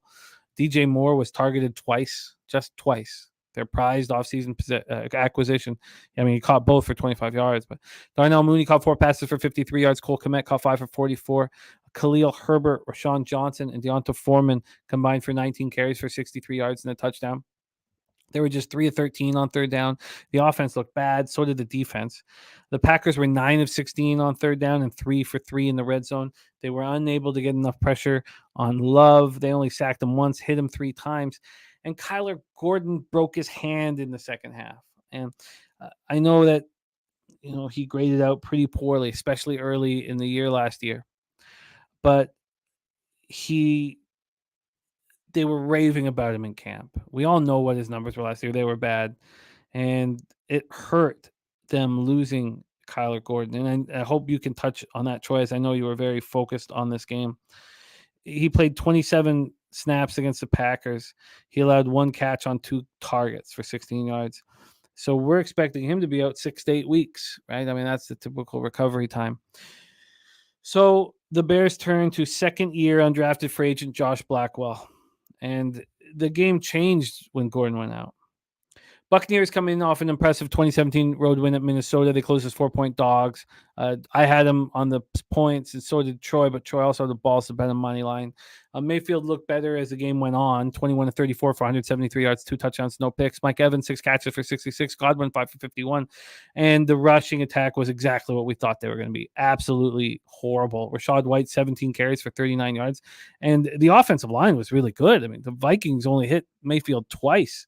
The defense was strong as everybody expected. Very strong. Antoine Winfield was just a beast out there. 8 tackles, 1 strip sack. He recovered 2 quarterback hits. They got 9 quarterback hits. And Vita Vea put that big body right in the middle of the action. And Vikings couldn't run. I mean, Madison did not look good, but still 41 yards on 17 carries. And Chase McLaughlin, 2 for 2, career-long 57-yarder. Now, they have some problems. Levante David left in the fourth quarter for a concussion evaluation. So that is important to see if he's put in protocol. I couldn't get that information. And then their first-round pick out of Pittsburgh, Kalijah Kancey, aggravated a calf injury, and I don't think he'll be able to play. Take it away for us here, Troy, the Bears at the Bucks. This has to be my biggest blemish from last Tuesday's show. I came in here talking about how the Bears have the most upside potential and how they're going to take massive steps forward this year. That was completely wrong if you base it all on week 1. I'm trying not to have a major overreaction, but after watching that game, it's hard not to. The play calling out of the gate, Getsy, terrible. I mean, just some of the decisions he made. Third and short early in the game, they direct snap it to Cole Kmet, which was, we've never seen anything like that out of the Bears. And a 4th down quarterback sneak that didn't even really come close, in my opinion. The worst thing about all the Bears metrics that I looked at offensively was that their average target depth was 3.1 yards, the lowest in the NFL. And it's hard for me sitting here outside of the meeting room to tell you if it was more on Getsy or more on Justin Fields. Is Justin Fields not looking to drive the ball downfield, or is he not able to progress up to his secondary reads, or is the reads not there? is Getsy kind of putting him in a box and forcing him into his specific play instead of tailoring his offense to the quarterback, which is what I thought they did last year. Last year, they didn't tailor their offense to the quarterback. My bad. If you don't take it that way, they didn't. But I thought they were tanking. So I don't know what they were doing last year. Now I'm very confused on this Bears team because same old shit, same old Bears. They can't protect the quarterback. Offensive line graded out pretty bad, really bad, excuse me. Defensive line graded out even worse. And there's really nothing good to take away from the Bears week 1 game, which also makes them a little bit appealing. It was very ugly, and I'm getting close to deboarding that Bears train. But all the values on the Bears at +3 on the road, in my opinion, in this game. But I'm definitely not going to be moving on the Bears. And if you look at the Bucs, I mean, if you look at some advanced metrics, it suggests the Bucs should have lost that game. So maybe I got lucky winning the money line, even though I thought they were the better team that day. If it wasn't for that one pass on the in the red zone before the first half ended, where he threw a pick, maybe the game would have been different. But that was really the turning point in the game where the Bucs kind of took over. But this Bucs team was criminally undervalued in week 1. I already touched on that earlier. But now as 3-point home favorites, I just feel like it's a little bit too much. It's a little bit of that overreaction factor that we see in the NFL. And I'm going to do a lot more analysis on this spot because I'm interested in this number. But Baker Mayfield, he showed us why he's still in the NFL. Converted on big downs. He competed at the highest level. This guy's a competitor. Not a great quarterback, but the best competitor you'll find. Bucs run game continued to be putrid. They sucked last year. They sucked once again. And without Levante David on the field, that kind of changes things. The guy's a madman. That guy makes plays. He has the ability to chase Justin Fields around the field and Justin Fields around the field. That sounds weird. But, he has the ability to kind of spy the quarterback and keep him contained to some extent, to as much as you can contain Justin Fields, because he's still a very dangerous runner. This guy's running every damn play. He can't throw the ball downfield. Like I said, I'm very confused. I have to find out more about this Bears team before I move on any number. But I think that the Bears at +3 is a good number. I agree. Was I being overly dramatic with the Kyler Gordon hand breaking? No, you could totally. There's a direct correlation with him getting removed from the game and the way the game went after he was out. 100%. So, and that's we were high on him. All Bears media was high on this defensive backfield. So losing a piece like that is huge. Well, this is a Bears or nothing spot. Absolutely. What is your expectation of? So even the Bucs against a bad defense aren't going to put up many points. So if that's the case, and we know the Bears, would you have interest in this under? I know that a lot of the value, is gone. Even from the 43 to the 41.5, that's a big. That 43 is pretty nice. The push on a 23-20 final score. But what is your expectation? How many points would you just guess right now that the Bears will score in Tampa on Sunday at 1 p.m. Eastern? I would say a range of between 17 and 24. And then that's too tight on the total at that point, unless it's the very bottom range or the Bears win. Yeah, but at the same time, just looking at this market, and I'm kind of working through it right now, 93% of the money on the under, that line is reacting. Like you said, the value is kind of getting dissipated a little bit, but you don't find that. Line moves towards the under is much stronger correlation than line moves towards the over in the NFL. So I'm going to work through it. I'll have something for you here in a minute, Jim. Well, But if you look at X's and O's, I get it.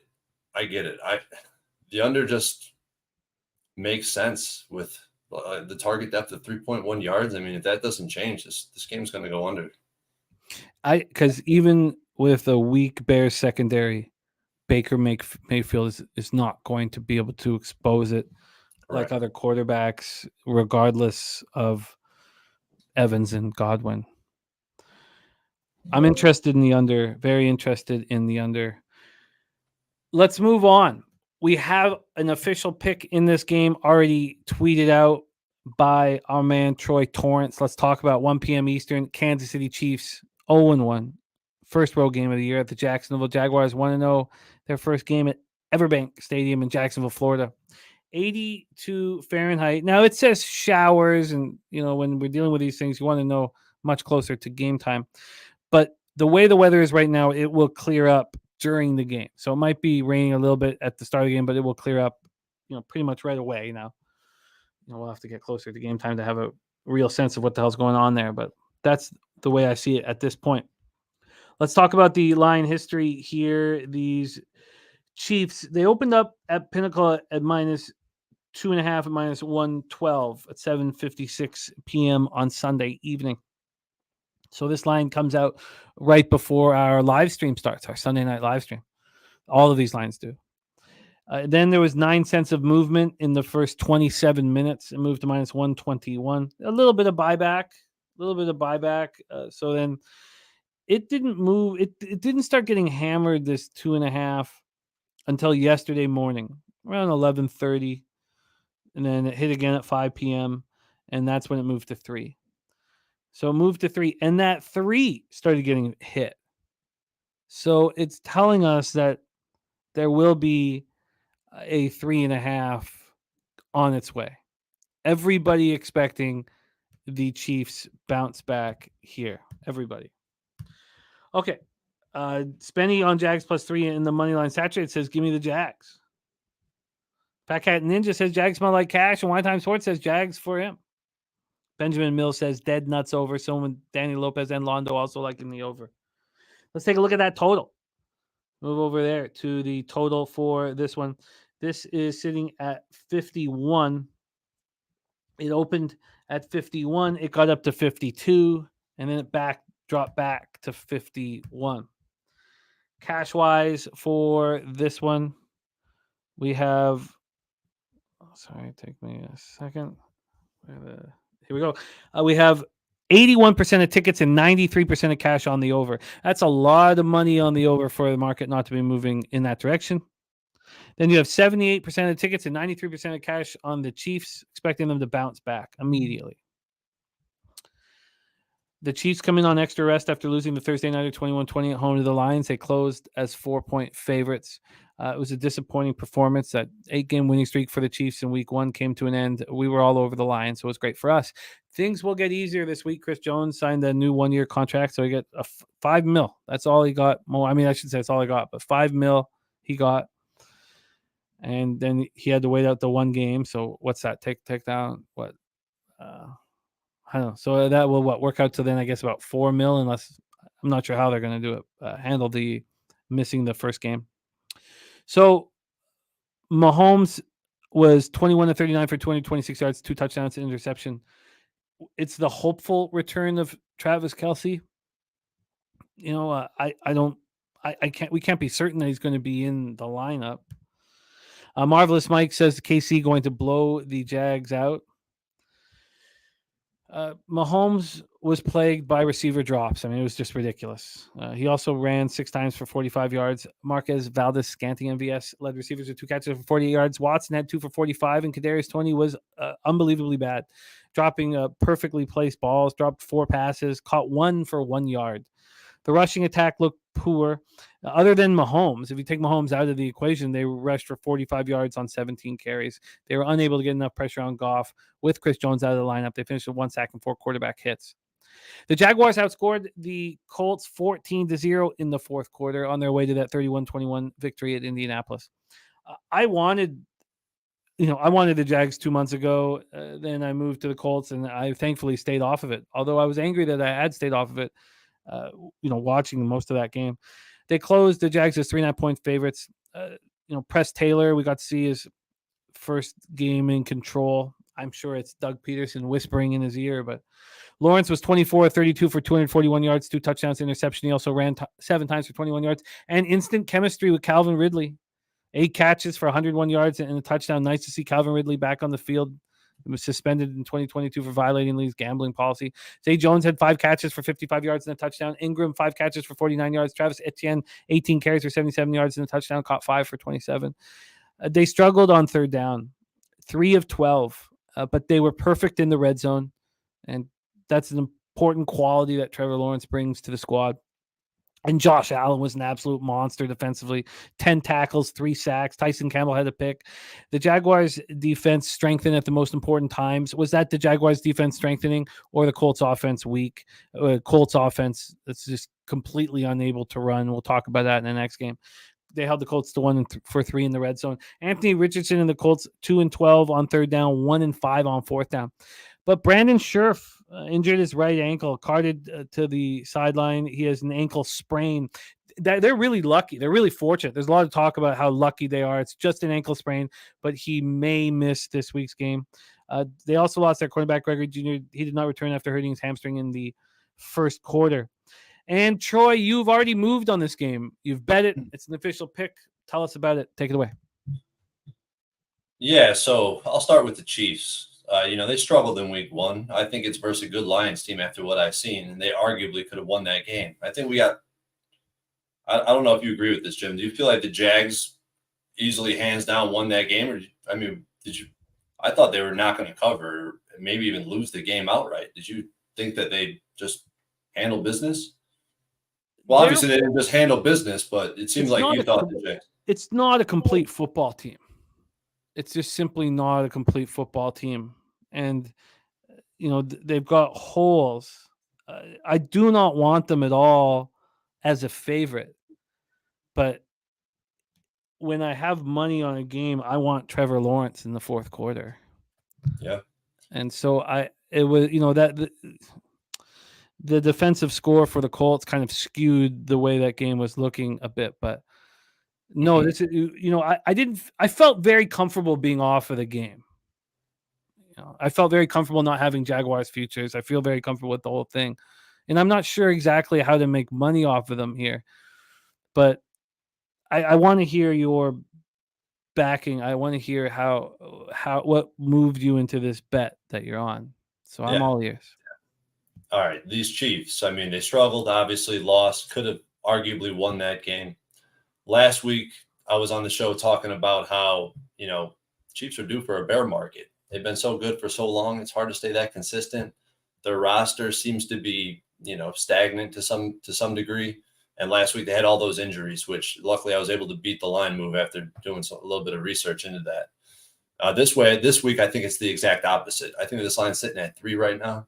I think Kelsey's playing. I think when he's announced in, this line's going to go up to 3.5, 4. I think it gets up to 4 pretty quickly, to be honest.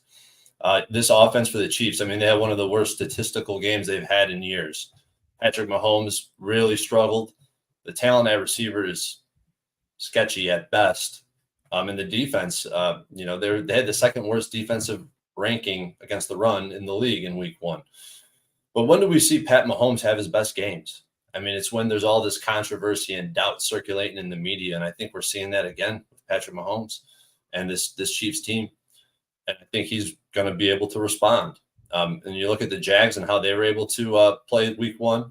I think they were lucky to get away with a win and a cover with 14 points in the fourth quarter to save the day. They have playmakers all over the field. The addition of Calvin Ridley was huge. He's a WR1. He's definitely that guy. But the defensive ratings that the Colts put up, this surprised the shit out of me. The Colts defense is not projected to be any fucking good this year, but they put up great ratings, which makes me want to go back and rewatch this game. And why are they getting these great ratings that they're getting? Per PFF, of course. The pass block for the Jags, which I was heavily concerned with, they ranked 19th in the league, and the run blocking was a league worst, 32nd in the league. The biggest issue with the Colts' approach to week 1 was that they did not blitz Trevor Lawrence. Trevor Lawrence last year, I don't know if it dates back any farther than that, struggled against the blitz, and the Colts only blitzed him 2 times. They fumbled 3 times, and they only lost 1. I think that's a little bit lucky, right? There's a little bit of luck rating built into that. And they were just able to overcome the Colts with sheer talent with, Ridley, ETN, Lawrence, and a bunch of studs playmakers on defense. Like I've said last week, and I'm kind of pounding my fist on this Jag spot too, is that I don't think the Jags are going to be able to compete consistently, especially versus the best talent in the NFL. If you put any team up against the Chiefs on a neutral field, the Chiefs are going to be favorites. they're still that team. One game is not going to change me. I think it's giving me a better number. It's giving me a 3 instead of a 3.5 or even higher. And I'm going to have to take advantage of this spot. I mean, I think we're going to beat the line. Like I said, I think this is going to close at 4. And Patrick Mahomes, as a favorite of 3 or less, 19-6 in his career, including 4-1 over the last 3 years, winning by an average of 10.5 points. Yeah, I mean, it all makes sense. The 93% of cash on the Chiefs, I think, is something that we're going to be dealing with in this. I think we're going to be dealing with, everybody on them. I was surprised when we started talking about this game to hear all the love for the Jags. I see a bunch of love for the Jags too. That those numbers surprised me. And to your point earlier, can we trust the splits we're getting on cash flow from wherever you're getting them from? It remains to be seen, but at the very least, what I do is, as I track all this cash flow and line movement as it relates to the cash flow, and because at least you could see what happens when there's 90% on the spot and the line's not moving or what have you. This doesn't profile as a bad spot for the Chiefs at all. Yeah, and Joe's saying all this money on the Chiefs but no hook. The important thing though, and it's crucial, is it did open at 2.5. So that's a huge part of the puzzle. I want the Chiefs so bad. I mean, for me, it just ticks all the boxes. You have a team that looked bad early. You have the rest advantage. I mean, what doesn't? I mean, honestly, even if Kelsey's not on the field, I wouldn't. The only thing was that I was sitting here thinking that the whole world's going to be on the Chiefs. I really did. So when I saw the 93%, I thought, well, that makes sense to me. I'm surprised that there's no juice at Bet 365 on the 3. It really surprises me. But, this is just the taking advantage of the overreaction from week 1. I think it's a must bet. I really do. And I don't want to be on the spot with 93% of the cash if we trust these numbers or not. We trust. I trusted the number. I wouldn't say trust, but I believed enough in the numbers last year to utilize them and have a really, really strong season.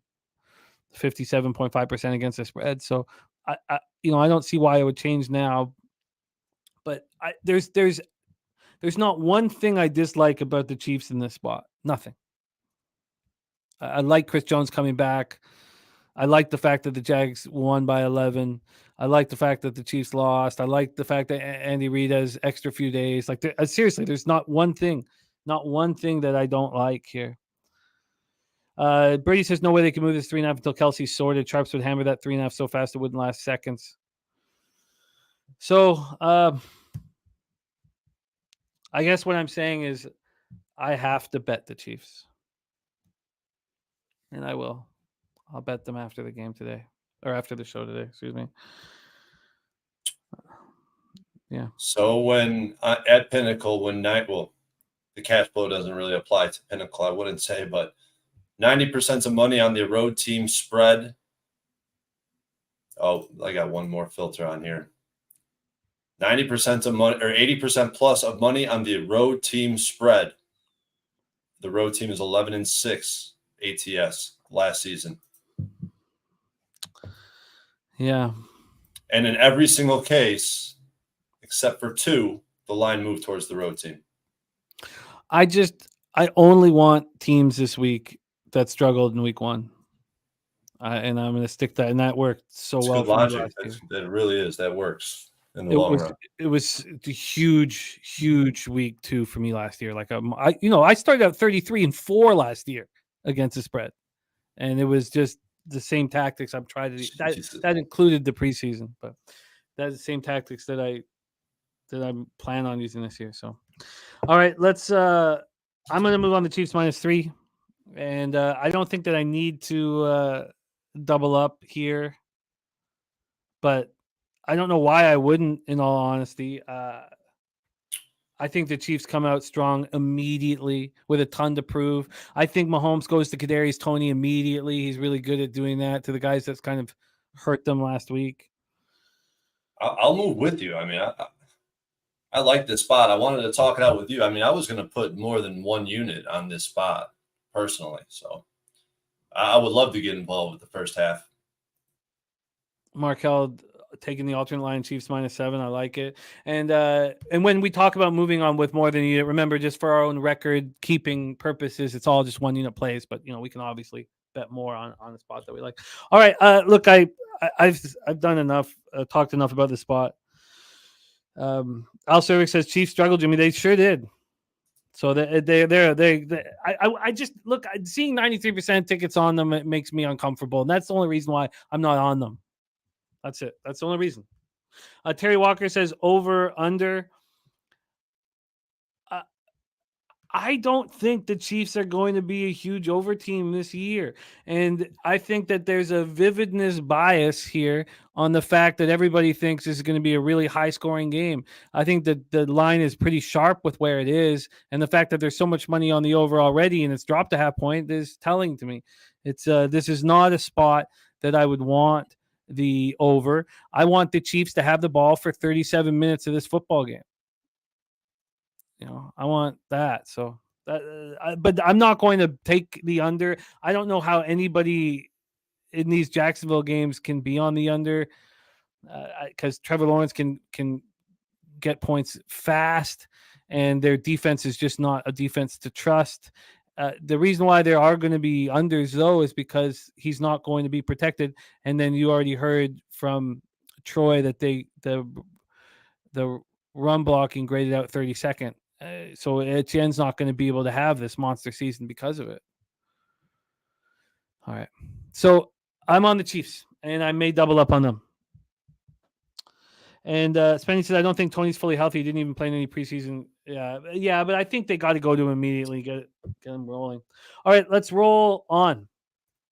Next up for us, 1 p.m. Eastern, the Indianapolis Colts at Houston Texans. We're at Energy Stadium in Houston, Texas. Let's start with the line history here for this one. Go over here and grab it. We have this opened up in the look ahead, or at least at Bet Online at -1.5. That's not the case. Oh, actually, it was the case here too. Wow, I didn't realize how big of a move there's been. Wow, holy shit. Wow, +2. The Colts opened up at, and they're now -2.5. It's not a real 2.5. It's more of a 2. They got to -2.5. That's a 4.5 point move yesterday at 5:07 p.m. That -2.5 at -103 at that number, the market started moving towards Houston at that point, and now there's four at that number at 2.5. There's been 14 cents of movement towards Houston, but that's a huge move. A dog to favorite is a huge, huge move. From a total scenario, we're sitting at 40 at Pinnacle. There are 39.5s on the board. This did open at 40. It opened very low. And for coin, it opened -2.5, so even more. Wow. Okay, so there we go. Let's take a look at the cash flow then for this Colts Texans spot. We have 37% of the tickets and 47% of the cash on the Texans, and the line's moving, briskly away from them. 65% of tickets, 96% of cash on the under, and that makes a ton of sense to me. Colts come in off a 31-21 loss at home to the Jaguars. They closed as 3.5 point dogs, but they were up to 5.5 for a lot of that. They were up 21-17 heading in the fourth quarter, but couldn't get the job done. They were 2 of 12 on third down, 1 of 5 on fourth down, 1 of 3 in the red zone, and that won't cut it. And that's not all on Anthony Richardson's shoulders. I mean, he went 24-37 for 23 yards, touchdown, and a pick. He also ran 4 times with the touchdown. But with Jonathan Taylor on the PUP, so he's going to be out for the first 4 weeks of the season, and then Zach Moss out with the forearm injury, Deion Jackson was atrocious. I mean, they need to do something immediately. They need to get somebody in there, a sap. 13 carries for 14 yards and a touchdown, 5 passes he caught for 14 yards, and he lost 2 fumbles. Then you have Michael Pittman Jr., who's an absolute monster, getting double teamed nonstop because there's nobody else that's dangerous in that wide receivers group. He 8 catches for 97 yards and a touchdown. The Colts front 7 couldn't get enough pressure on Lawrence despite the weak Jaguars offensive line. despite Scherf going down, they couldn't. 2 sacks, 4 quarterback hits, and then that counts that DeForest Buckner, Tank Bigsby, just bizarre situation. Zaire Franklin and Shaq Leonard were all over the field. They're very strong. Can you trust Shaq Leonard to be in the lineup from week to week? Tony Brown had an interception. They held the Jags to 3 of 12 on third down, but they couldn't stop them in the red zone. The Jags were perfect in the red zone. And then tight end Drew Ogletree is in concussion protocol. The D'Amico Ryans era in Houston began with that 25-9 loss at Baltimore's 9.5-point dogs. They were down just 7-6 at the half. First career game, second overall pick, CJ Stroud, 28-44, 242 yards. He ran 4 times for 20 yards. He got sacked 5 times, lost a fumble. Nico Collins caught 6 for 80. Robert Woods caught 6 for 57. And Damian Pierce didn't look great in that first game. He ran 11 times for 38 yards and caught 2 for 9. Devin Singletary did not have a good first game for the Texans. It was ugly. Ran 7 times for just 15 yards. They were 0-2 in the red zone. But the defense looked good. And the defense can be trusted. They finished with 4 sacks and 7 quarterback hits, and Steven Nelson had an interception. So this is the problem, is that Houston can stop the run. They're great against the run, and the Colts can't run. And it's too bad. I think we're going to want Houston when they go up against teams that have a great running game, and the Houston Texans are big dogs. Jimmy Ward was inactive. He's dealing with that hip injury for a long time. So now they're without 2 safeties because Jalen Petrie left with that bruised lung. That's a bruised lung. Like, he had to spend the night in the hospital. I don't see how he's going to be in the lineup. So they're going to go into this game without Jimmy Ward or Jalen Petrie. And, I mean, the Texans held the Ravens to 53 passing yards and 7 points in the first half. Well, what happened in the second half? Well, Petrie got hurt.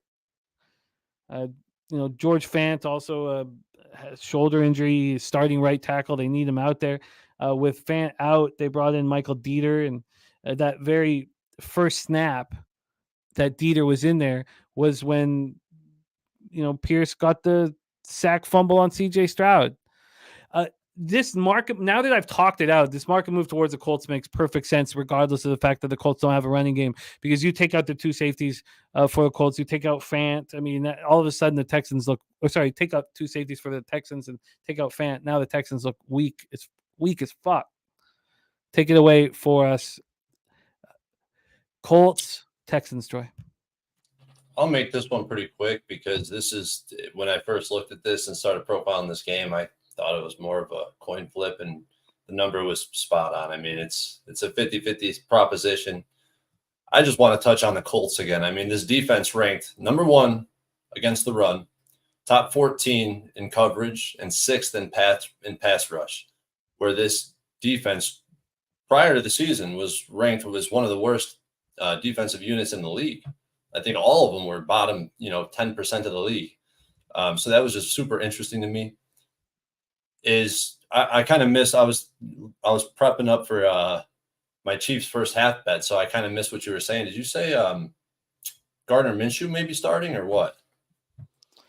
No, I didn't touch on. Healthy? I didn't touch on the Minshew situation at all. Oh yeah, I think I would actually like the Colts better. I feel like if Minshew was the starter. Just a more seasoned vet. Instead of having rookie versus rookie, you got a seasoned vet handling the Colts. And like you already touched on, the Texans' struggles on defense, and now they're missing some pieces. And, I thought the defense was impressive too. The offense was stagnant. Stroud, as a rookie quarterback, didn't look very good in his first game, but he was in a tough environment. Let's be honest. I mean, playing in Baltimore, your first NFL game, that's not very, very favorable for the young rook. But the O-line blocking for the Texans was not good. They ranked 25th or lower in both pass and run blocking. I think that as the season goes on, we'll see Stroud take some strides forward, and this Texans team maybe look more appealing to me in the future. But right now, I just don't feel like I can move on this spot. But I do want to point out something that I pulled out of the database. When a home favorite turns into a home dog, when a home favorite of less than 2 turns into a home dog of less than 2, the home team is 5-2 ATS, 5-2 straight up. So the line move in this range, and that's over the last 3 years, the line move in this range doesn't mean as much as it does in others. Interesting. So for me, this is simple. I need to know that Jimmy Ward and Jalen Petrie are inactive. If I find out that they're not in and Fant is not in, if all three of those guys are not in, I'm going to bet the Colts, regardless of who's at quarterback and who's at running back. So, yeah, I don't want to put too much emphasis on. I would love if Gardner Minshew was the quarterback. I don't think it's all that big of a change. I just think he'll be able to weather the storm better when it comes, because it does in football. It's the nature of the beast. So this is not going to be a bet tonight. Obviously, the Wednesday injury report is crucial for a lot of these spots, but that's going to be the plan for me. I need to know what's going on with Jimmy and Jalen, and if they're out, and even if Fant's in, if they're both out and Fant's in, I'm still going to fade them, because it doesn't matter. The Colts can't run, and it doesn't matter. All right. Let's roll on. Next up for us, we move into afternoon action. 4:05 p.m. Eastern, San Francisco 49ers at Los Angeles Rams. We're at SoFi in Inglewood, California. We'll start with D-line history here for this one. We have a big move on the Niners, as many would expect after that trashing of the Steelers. They opened up -7. They're now a -8.5. The 8.5 came yesterday at 11:48 a.m. Since then, there's been a 5-cent move on the Rams at this number. That's a big number, 8.5, with a Rams team that feels pretty good about themselves. I'm certainly not going to bet the Rams, but that's a big number. This total opened up at 42. It's up to 44 right now. And when we get to the cash flow for this spot, we have 71% of the tickets, 74% of the cash on the Niners, 78% of the tickets, and 96% of the cash on the over. That's a lot of money on the over. A lot of money on the over. Detroit Lenny liking the over.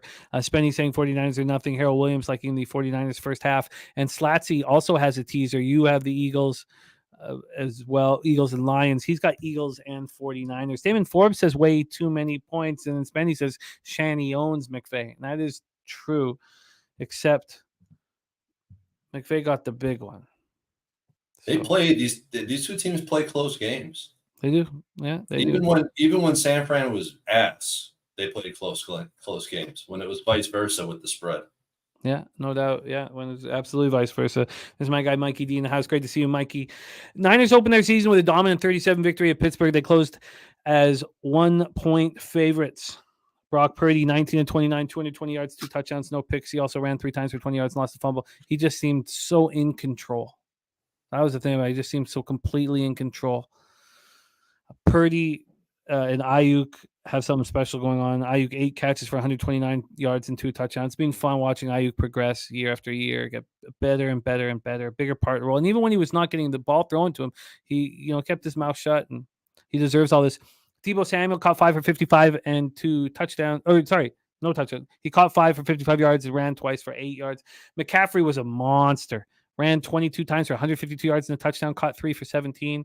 They held on to the ball for 37 minutes and 23 seconds of the game. They dominated the line of scrimmage. Drake Jackson had 3 sacks, 3 of the 5 sacks. They got 9 quarterback hits. Hufanga and Charvarius each had interceptions, held the Steelers to just 239 yards with only 41 coming on the ground. And Pittsburgh either punted or turned the ball over in each of their first 5 possessions. The Rams opened their season with a very impressive 30-13 win at Seattle as 4.5-point dogs. They completely dominated both sides of the ball.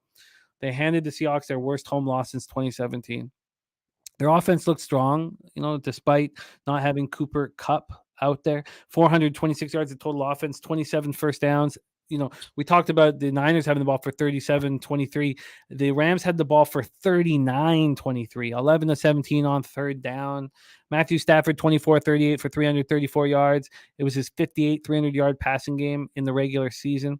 And Puka Nacua, a BYU 5th-round pick, Puka Nacua, 10 catches for 119 yards. He looked awesome, man. Tutu Atwell caught 6 for 119. Can you believe those guys combined for 238 yards? Kyron Williams, 15 carries, 52 yards, 2 touchdowns. The defense dominated the Seahawks. They held the Seahawks to 180 total yards, 2 of 9 on third down. We talked about Seattle having just 12 yards of offense and only 1 first down in the second half. finished with 2 sacks, 7 quarterback hits. Ernest Jones was all over the field, 9 tackles, 3 of them coming for a loss. And Akilo Witherspoon was injured late in the fourth quarter. He says that he's going to be fine, and it was just a blowout, and he didn't come back. Take it away for us here, Troy. Niners, Rams. Yeah, so there's a few things I want to touch on. You did a great job of breaking this one down. The Rams offense projected out as second best in week 1 in terms of pass blocking, 21st in the run game. This tells me that McVay is able to scheme up something to relieve the pressure off this bad offensive line, who the power ratings had him rated as the 28th best offensive line in the league. Not very good. Stafford, despite all that, I mean, he didn't throw for a touchdown, but he absolutely dominated the game. I mean, he's able to complete passes in the most difficult spots, connection with rookie Pukanuka. Obviously, great stuff there. The defense only allowed 12 yards in the second half, but they were 27th ranked in the rankings in week 1. I mean, that just tells me, again, back to the Seahawks, lack of execution. Looking at the Niners, I mean, I think I want to see more out of the Niners before I jump on them. I was so wrong about the Niners. I thought they'd have to overcome some struggles early in the season defensively. Not the case at all. Completely wrong. Purdy executed the offense to perfection. He's pretty much the perfect game manager, in my opinion, and he's able to do exactly what Shanahan wants him to do. And that just shows you what, buy into a program or buy into a team does. Purdy's completely bought into this scheme, completely bought into the Niners, and that's why he's doing so good. But now you're telling me I get a home divisional dog at plus 8.5? God, if the Rams didn't win last week, this would be an easy play for me. I'd be on the Rams right now. The fact that this game's under 10, under double digits, it tells me what to expect. It tells me to expect them to cover the spread but lose the game. If you look in the database, that's exactly what it pans out to be. I'm seeing a 12-6 spot in this price range for the home team ATS. And if the line moves towards the away team, like it is in this case, as long as it don't get up to 10, home team covers the spread 9-4, 69%. So it's Rams or nothing for me. Yeah, I get it. I do not want to get in the way of the Niners, but I don't want them here. These are two teams that excelled in week 1, and I'm looking for a team that's going to step up after looking bad in week 1. And let's move to the next game to find it. Let's go. 4:05 p.m. Eastern. New York Giants 0-1. First road game. They're going to be pretty happy to get out of New York City. At the Arizona Cardinals, also 0-1. Feel pretty good about themselves. State Farm Stadium in Glendale, Arizona. Let's move over to the line history here in this one. We are sitting here with the Giants at -5.5. They opened up at -4, a decent number on them. You could have got that -4 at 11:47 a.m. this morning. Now it started getting juiced. This opened at 4:57 p.m. yesterday at -4, -106, and by this morning that had moved 24 cents. So it's a 5.5 now. It's a 5.5, and that's juiced towards the Cardinals. Let's get over to the total in this one. Giants, Cardinals, we're sitting at a 40. That's where it opened here. Bet Online, other books opened it at 38.5 before the games took place. Ron Crawford says 26-6 spreadsheet is the G-men. Spending penny bombs on the Giants. And Caleb also saying if you want to fade San Francisco, there'll be better spots. Bad travel season. A horrible travel schedule. I hear you. Terry Walker liking New York City. And Slatty says it certainly fits your game plan this week. It certainly does. It certainly does fit it. It certainly does. Let's take a look at the cash flow here for this one. We have these. Over here.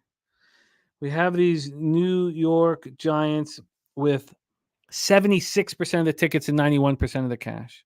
Then we have 75% of the tickets and 87% of cash on the under. The Giants come in off an embarrassing 40-0 loss at home to Dallas as 3-point dogs. We had a lot of fun on our Sunday night live stream, but that was thanks to Kraken. They were down 26-0 at the half. The halftime shutout margin was the 4th biggest in week 1 for a home team in the history of the league. They finished with 171 total yards, 2 trips to the red zone, brought in 0 points. Danny Dimes looked awful, 15 of 28, 15 completions for 104 yards. Jesus. He ran 13 times for 43 yards. Darren Waller caught 3 passes for 36 yards. It was like last year in the fact that wide receivers were nowhere to be found. We thought this was going to be a better group, but I think you can blame Stephon Gilmore and Trayvon Diggs for that. But offensive line couldn't protect Danny Dimes, sacked 7 times. Saquon Barkley, 12 carries for 51 yards, caught 3 for 12. The defense was incapable of dialing up any pressure, 0 sacks, 3 quarterback hits. They couldn't get stops. Graham Gano, 0 for 2 on field goals. Deontay Banks left in the field late in the first half with cramps, and he didn't bother returning. Just, on his phone in the locker room. Arizona comes in off a decent 2016 loss at Washington. They closed the 7-point Dobbs, of course. Joshua Dobbs was 21 to 30 for 132 yards. He also fumbled 3 times, losing 2 of them. They finished just 4-14 on third down, 0 of 2 in the red zone. That's what's going to happen with this squad. Rondale Moore caught 3 passes for 33. Marquise caught 3 for 28. And it was nice to see Zach Ertz back. 6 catches for 21 yards back after that torn ACL. Nice to see him out there. James Conner ran 14 times for 62 yards, caught 5 for 8. Their defense was excellent and kept them in the game. Their defense was really good. Is their defense really good, or is Sam Howell? I want to just say trash because I don't think he's very good, but maybe he's just not good yet. For the people who like him, I don't think he's going to be able to be a number 1 quarterback in this league. The Cards had 6 sacks. Dennis Gardeck had 2 of them, 3 quarterback hits. Zayvon Collins had a pick, and Calvin Beachum was inactive. That hurt their offensive line. Take it away for us here because, yes, Slatsy, the Giants fit all that spots, but they are a big road favorite. That's not a comfortable spot for me, these big road favorites. And not only are they a big road favorite, but they're a big public road favorite. But, yes, it does fit the spot perfectly. It's too bad they're playing the Cardinals, a team everybody wants to fade. Take it away here. Slatsy, it was very fun. Our Sunday stream was very fun. Take it away. I can't wait to hear your breakdown here, Troy. Giants, Cards. I hate to ruin your high hopes for my good breakdown because when I see a Cardinals game, it's definitely the last thing I want to touch on. I just don't really want anything to do with this team. And I see Winetime talking about Howell had no protection. Well, how about the Giants' protection? I mean, I just feel so bad for Giants fans that thought this team would be good. But to be good, you have to protect your quarterback or you just won't be good. Luckily, they got the Cardinals this week, and the Cardinals with the 32nd rated defensive line. And this Giants team hasn't covered as an away favorite in the past 3 years. They're 0-1. 0-1. They've been a road favorite 1 time in the past 3 years. And on the Cardinal side of things, I don't even know where to start. I don't know much about him. I need to watch more. I didn't watch that Washington Cardinal game at all. But I know he fumbled 3 times. I know if I needed him in a 2-minute drill to go get me some points to win or tie a game, I'm dead. So, yeah. It probably have to be Giants or pass, but this is definitely – I'm never going to have my money on this game. And I know, Jimmy, you enjoy bum fights much more than me. Always have. Always have. I prefer the female variety, but I always have. I wanted to back the Giants here. It fits the script that I'm looking for. It fits it to a T. Cardinals. Do you agree the Cardinals leave Washington feeling really good about themselves? I think so. Yeah, they're a real football team, right? That's what they're saying. I think Dan Kelly makes a good point too. Like people think that this Giants defense, don't give up on the Giants defense yet. I think they have even though they have no depth at the defensive line position. I mean, they still didn't grade out all that badly in week 1. God, I have to bet the Giants here. It makes me sick to my stomach. I have to do it. I just have to do it. So I just wanted to see what I'd be dealing with now for the first half. A 3, that's perfect. Yeah, I have to bet them. I have to. Giants first half, full game. Have to do it. All right, let's move on. 4:35 p.m. Eastern, New York Jets at the Dallas Cowboys. We're at AT&T Stadium in Arlington, Texas. Terry Walker says over, under. I guess I would definitely lead to the under in that spot. But again, I'm trying not to have too many totals early in the year. And the Giants would be a team. There's some teams here that need an offensive explosion late, that need to put their foot on the gas. And Dable is not going to be he's going to want the wide receivers to get some confidence, the team to get some confidence. Okay. Birdie, I don't like being on the other side of you. It just fits my criteria for what I want this week. Nice job, Terry, getting the 4. I just didn't want to fade the Cardinals. I didn't want to do it. Birdie's on the Cardinals? Yeah. Jeez. Yes. Okay, let's roll on. Nice to see you, Dan Kelly, as well. Jaquim Mason says Cowboys will win. Will look better after this game.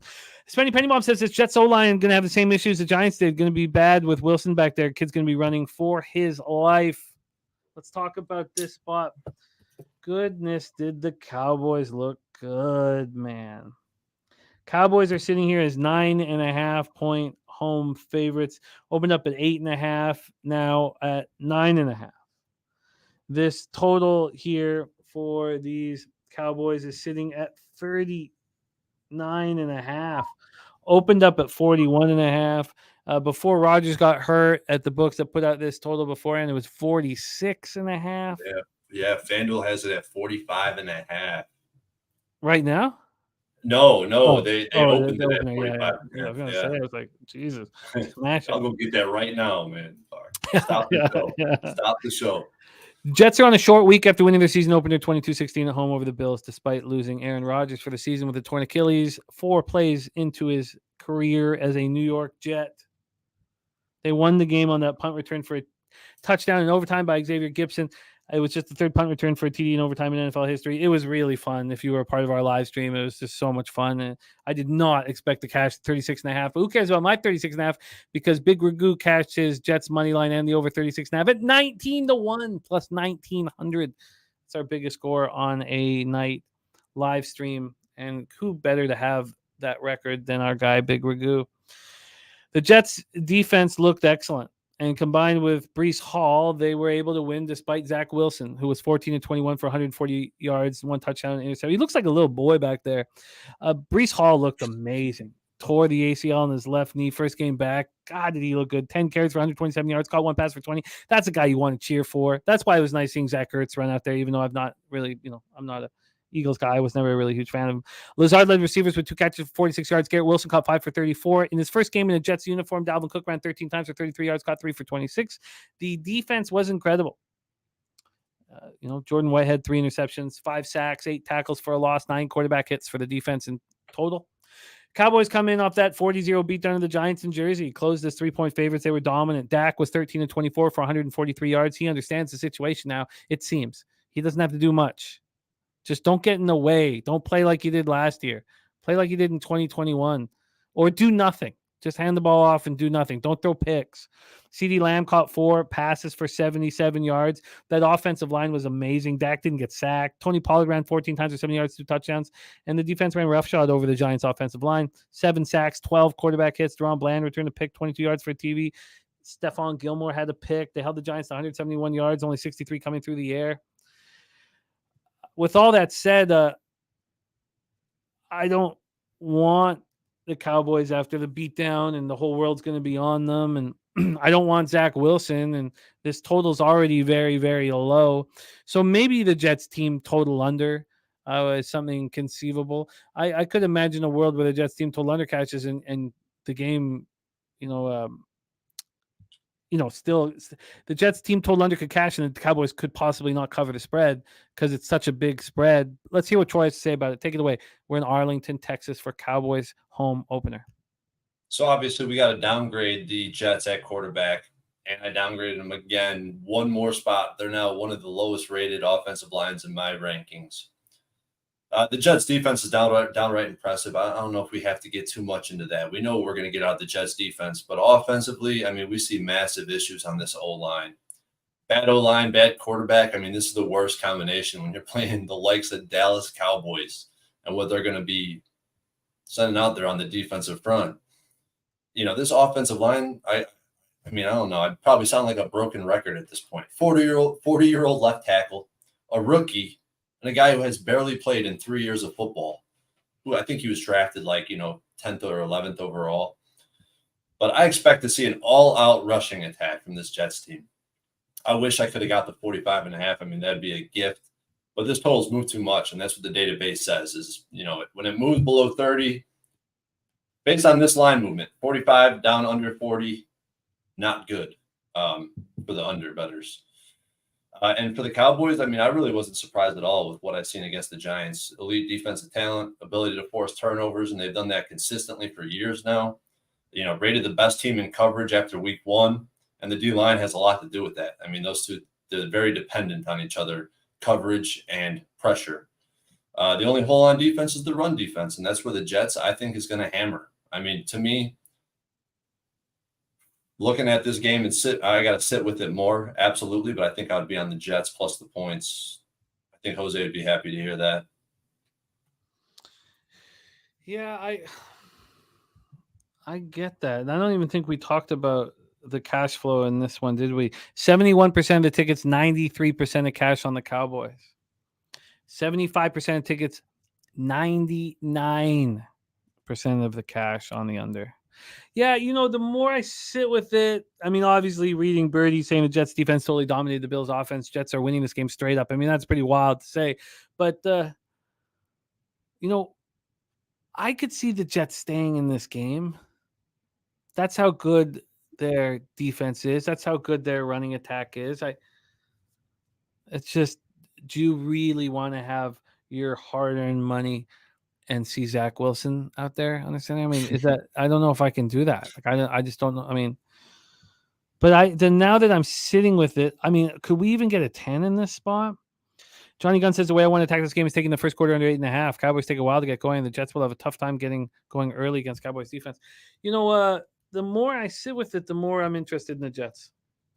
I'm going to take some time here, but if we think this is going to be a very low-scoring game, then we're implying that there's going to be low volatility, and that's a lot of points. That's a lot of points. So I'm shocked that I'm saying this, but I'm leaning towards these Jets. Brady says, I remember last year everyone fading Dallas first game after Dak went down, and I said when they lose straight up, Jets winning this game straight up. I remember it, Brady. I remember you doing that, and I think we can take advantage. I mean, the Dallas Cowboys are a very good football team, but Dak and McCarthy aren't to be trusted, and the Jets now have something to really fight for, unless they despise. Which is so possible. Let's say despise Zach Wilson. So I'm shocked at this. I don't think I bet this tonight, though. I would like to see how far this goes. Leo Leon, Big Daddy Boom says, I think this line is correct at 10. Okay. Anything else you want to touch on this spot?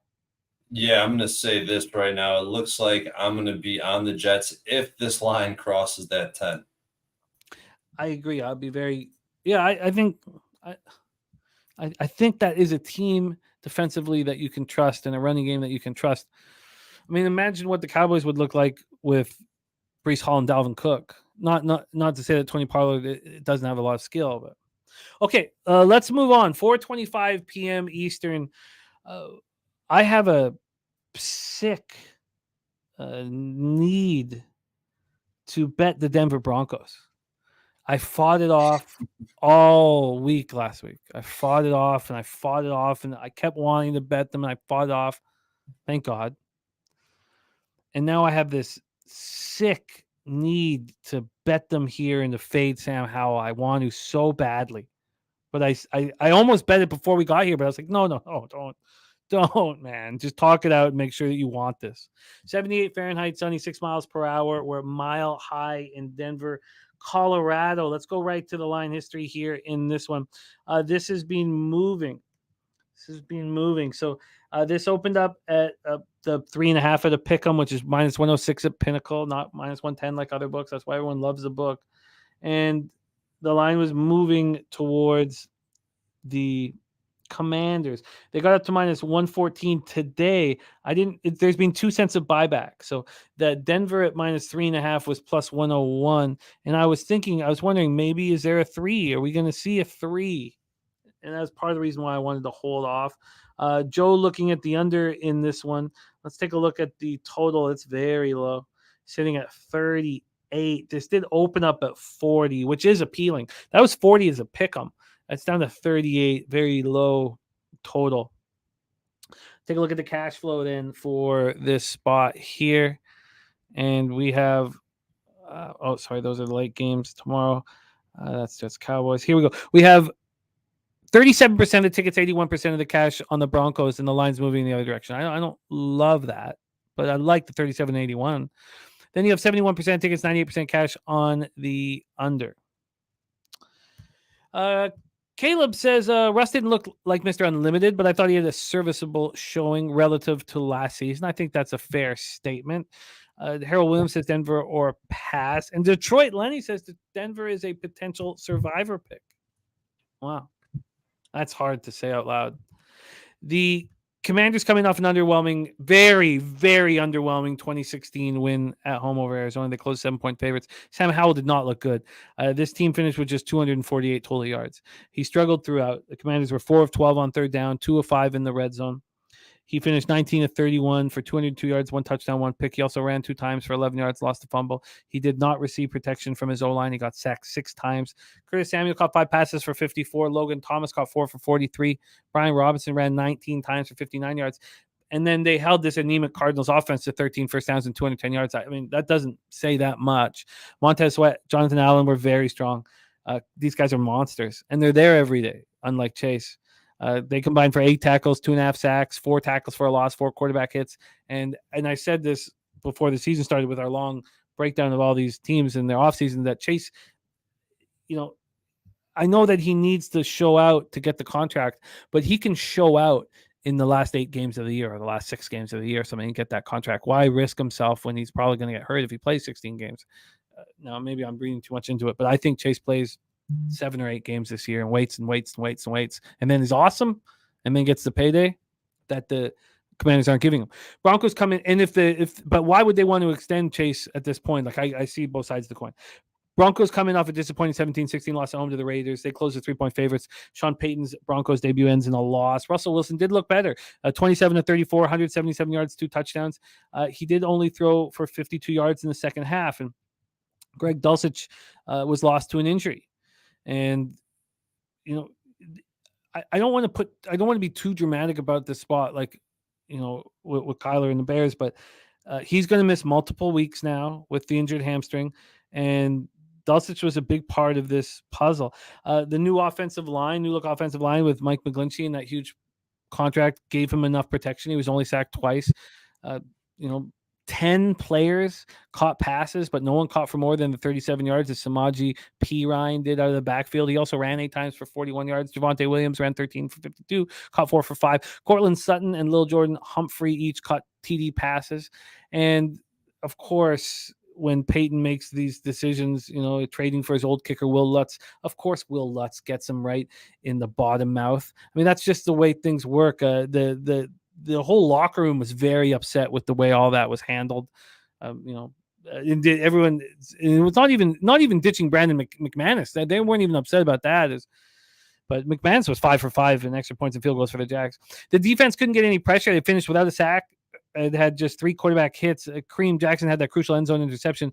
And now safety Caden Stearns, done for the season, tearing the patellar tendon. Take it away for us. I think I should let this sickness go. I should just let this go. I don't have to bet the Broncos, but I just want to fade Sam Howell so badly. Take it away, Troy. So I kind of touched on where I sit with the Commanders. I don't know much about it. I didn't watch any of that game, so I definitely have to catch up because I'm interested in this Commanders defense at the very least. Looking at the Broncos side, I mean, another team I have to watch more of. I don't have a full picture yet. I feel like I still need to do more work, but this was a team that graded out very average on offense, maybe slightly above average versus the worst defense in the NFL. I mean, this is clearly the worst defense in the NFL as their power. I mean, they were ranked 30th at DB, 30th at linebacker, and 24th at the defensive line position. I don't want to put all my equity into that, but I think I've used these numbers in the past, and I think that they're at least worth noting during this conversation. The receivers struggled to get open, middle of the pack offensive line for the Broncos. And defensively, they didn't grade out very well. I mean, their pass rush was 28th in the league, 23rd in coverage. Now, they were going against two good receivers. I think I'm a lot higher on Jacoby Myers than a lot of other people. But their pass rush was god-awful, 28th. And as it goes for the Commanders, I mean, I need to see more. I'm with you. I want to fade Howell. I want the Broncos in this situation, but I just can't get there without more information. I can't get there with the Broncos. As much as I want to fade Sam Howell, how do you trust what we saw from the Broncos? You can't. You just can't. Yeah. You just can't, unfortunately. Now, if this gets to 3, I'd be interested. Caleb says, any word on Judy's status? I thought he went. Didn't they put him on the PUP? I thought. No, they put. We talked about it last week. I don't have it here. I'll bring it up for you. Caleb. Okay. Let's roll on here. Ryan Woolridge with a question. We can touch on that at the end of the show, but let's get through these breakdowns because we have our Sunday nighter here. Our Sunday nighter will be live for this one. Troy will be with me, as will Mike M. The 3 of us will get this game started. We'll have other guests join us throughout. Miami Dolphins at New England Patriots. We're at Gillette Stadium in Foxborough, Massachusetts, 66 Fahrenheit, partly cloudy, 4 miles per hour. Let's get into the line history here for our final game on Sunday evening. We have these Dolphins opening up at -2 at Pinnacle. They're now -2.5. That -2.5 also was -116 for a little bit. It's down to -111. But we have a move towards these Miami Dolphins. Let's move over here to the total in this one. We're sitting at 46.5. This opened up at 46.5, so there's really been no movement. There was a move towards the over, but it's bought back, so no movement. Let's go over to the cash flow then for this one. We have 72% of tickets and 68% of cash on the Dolphins. Then we have 63% of tickets and 57% of cash on the over. This is a real tricky game. The Dolphins' offense obviously looked exceptional in their victory over the Chargers. Closed as 3-point dogs. Tua Tagovailoa, no quarterback's ever thrown for more yards against the Chargers than Tua did Sunday in the history of the franchise. 28 for 45 for 466 yards, 3 touchdowns and a pick. Tyreek Hill says he's going to catch for 2,000 yards. Well, that's a good start. 11 catches for 215 yards, 2 touchdowns. Jalen Waddle had 4 for 78. Raheem Mostert led the ground game with 10 carries for 37 yards. How many year after year after year the Dolphins just don't have the ability to run the ball effectively? The Dolphins had 30 first downs. 23 were through the air. 9 plays over 21 yards. The defense rarely got stops, but it didn't matter with the offense humming like this. They got gashed on the ground for 234 yards and 3 touchdowns. Javon Holland, 14 tackles. Sean Elliott at 13. Squad finished with 3 sacks and 5 hits. Patriots coming off that 25-20 home loss to the Eagles. They closed as 3.5-point dogs. Patriots outgained the Eagles 382-251. Couldn't come away with a victory. What a breath of fresh air it is to see Bill O'Brien leading this offense and not, Patricia's fucking pencil. Mac Jones, 35 and 54 for 316 yards, 3 touchdowns and a pick. Interception return, 74 scored by Darius Slay. Kendrick Bourne had 6 catches for 64 yards, 2 touchdowns. Hunter Henry caught 5 for 56. Ramondre Stevenson, God, does he look good out of the backfield. Woo-wee. 6 catches for 64 yards. I mean, he is such a weapon for them. Now, he didn't look good on the ground, 12 carries for 25 yards. And Zeke, it's too bad he lost that fumble. I mean, trying to build trust. He ran 7 times for 29 yards. The injured offensive line got better as the game went on, and that was a very tough Eagle front 7 they went up against. Cole Strange and Mike Onwenu, both inactive. So you saw Antonio Mafi and Ypsilanti's own City Sow at left and right guard.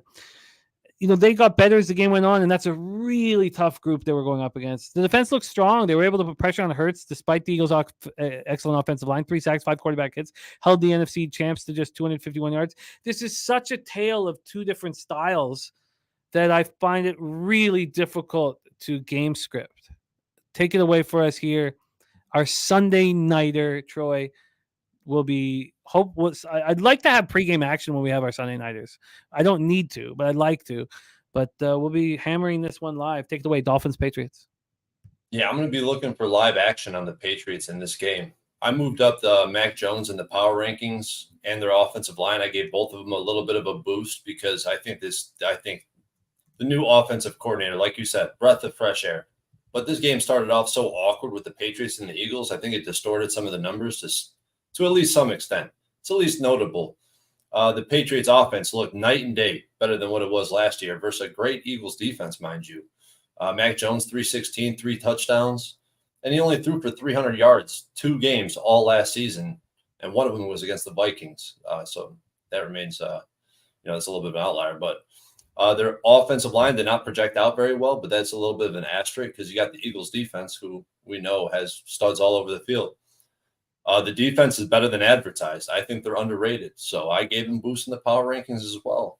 They ranked 7th in run defense and 1st in coverage. 7th in both run defense and coverage in week 1, only allowing 170 yards through the air. And the 4th highest pressure rate in the NFL. I still think I want to see more of the Patriots. But I think if they can control the ground, we've seen what the Chargers were able to do against the Dolphins. And I don't think that the Chargers all of a sudden have this miraculous run game that they can lean on.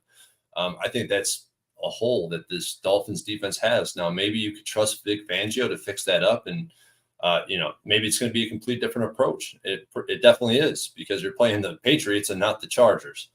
Complete 2 different game scripts completely. But this was, how impressive was this Dolphins team in Tua Tagovailoa in week 1? They led week 1 in air yards by 50%.